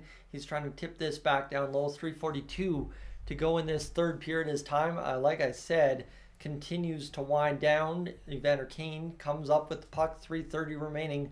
Friends, we're sniffing 15 here. As Warren Foegele comes blitzing into the Hawks end. He's going to tip it towards Mrazek, who paddles it away to the far side. Vlasic plays it there. Nice play by the Oilers to tip it back down low. And we are inside the last 3:15 in this third period. 200 seconds to go as the Oilers tangle up in center ice. 2 Hawks down. Dylan Holloway and Ryan Nugent-Hopkins didn't like what they had. Holloway had to go for a line change. So that explains that part right there. 3:04 to go in this third period. Holloway, a nice move around a defender. He's itching. He's looking. He's dipping. He's dancing. Shot from McLeod, blocked in front. I thought they were going to find him. Oh my goodness, that would have been beautiful. I thought it was going to be Connor Brown trailing, but instead Matthias Janmark, who's had some good hustle to his game, is out there on the line. So I would not be surprised to see, maybe indeed it is Connor Brown who's out of the lineup for one Corey Perry tomorrow. I know we've talked about it being impossible, but it is indeed possibly going to be next game out, Connor Brown in the press box, because we're seeing Matthias Janmark take a shift with third line here in this late third period. 2:20 to go in the third period. 33-27 the shots on net for the Oilers. 2-0 the score here, friends, as the Edmonton Oilers look to bring home victory number 15. Let's go. Stop. This one goes to the far side now for Kulak. 2:06 remaining as it's flipped down into the Hawks end. Nothing happening there. Foligno knocks it down and flips it back the other way, and this is going to be picked up by Bouchard. Wired up to McDavid, now near side. Hyman's rolling along the boards. Right wing net is empty for the Hawks. Oh yes, excellent. Hit the empty net. Impossible challenge for the Oilers. I love it. Let's watch them struggle for the next minute and 45 seconds. Where is Connor Brown when you need him? You don't need the top line to get extra points. Let's get Connor McDavid. So off the ice, and let's get Connor Brown on the ice as this one comes over to Bouchard. Up the middle of the ice, here's Hyman. Hyman looking to bury. He's on his butt. He's going to tap it off the side of the net.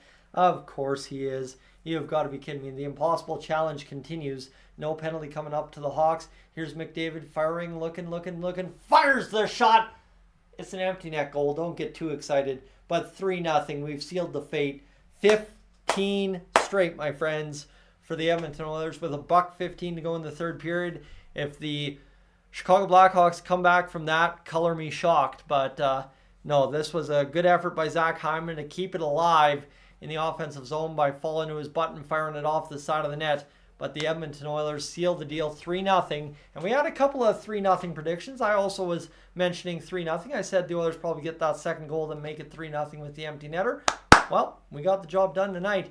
$1:15 to go in this third period. Connor McDavid seals the deal, 34th shot of the game.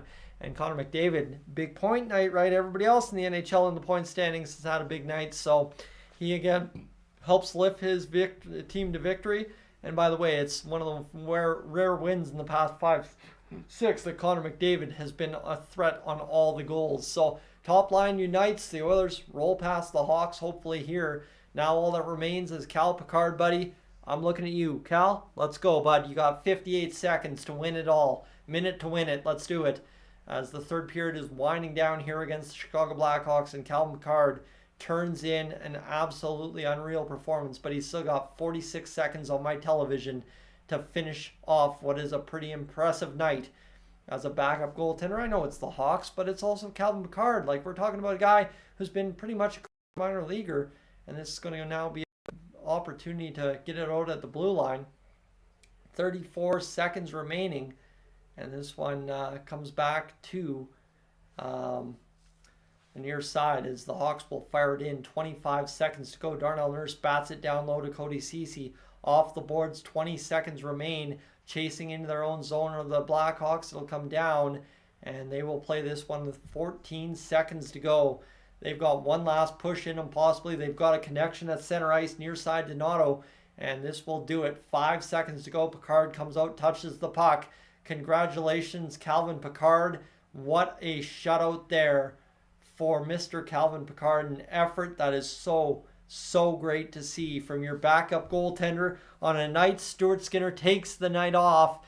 You get a 3-0 shutout, and you can bet you're right. Play La Bamba, baby. The Edmonton Oilers take home win number 15. It's Calvin Picard's 5th career shutout. The Edmonton Oilers have done the job, friends. Thank you so much for hanging out with me tonight. Do not go anywhere. If you want a sneak peek at the next upload here on Dolynny TV coming in the next half hour, you're going to want to stay right here in the next seconds. But before you head out, if you aren't going to tune into the post-game show, I encourage you to hit that subscribe button here on Dolynny TV. Thank you for hanging out with me. We'll get to the watch time, finish up here in a moment. But to now, the post-game we go. Friends, let's do it. This is Dolynny TV.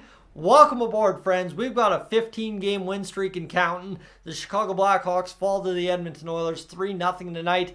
And of course, what you don't see for the first time in a while is Stuart Skinner coming off the ice with a big old win and a high five from Vinny Desharnais. But they still get it under wraps with Vinny and Skinny, yo Winnie. That's the dealio from the Edmonton Oilers social media squad. Friends, an effort from the Edmonton Oilers, again, reminiscent of that Columbus Blue Jackets victory, but it is the same thing I said post-game against Columbus. You lull the Hawks into a false sense of security where we're only a goal out of this. We're only a goal away from tying or winning this hockey game.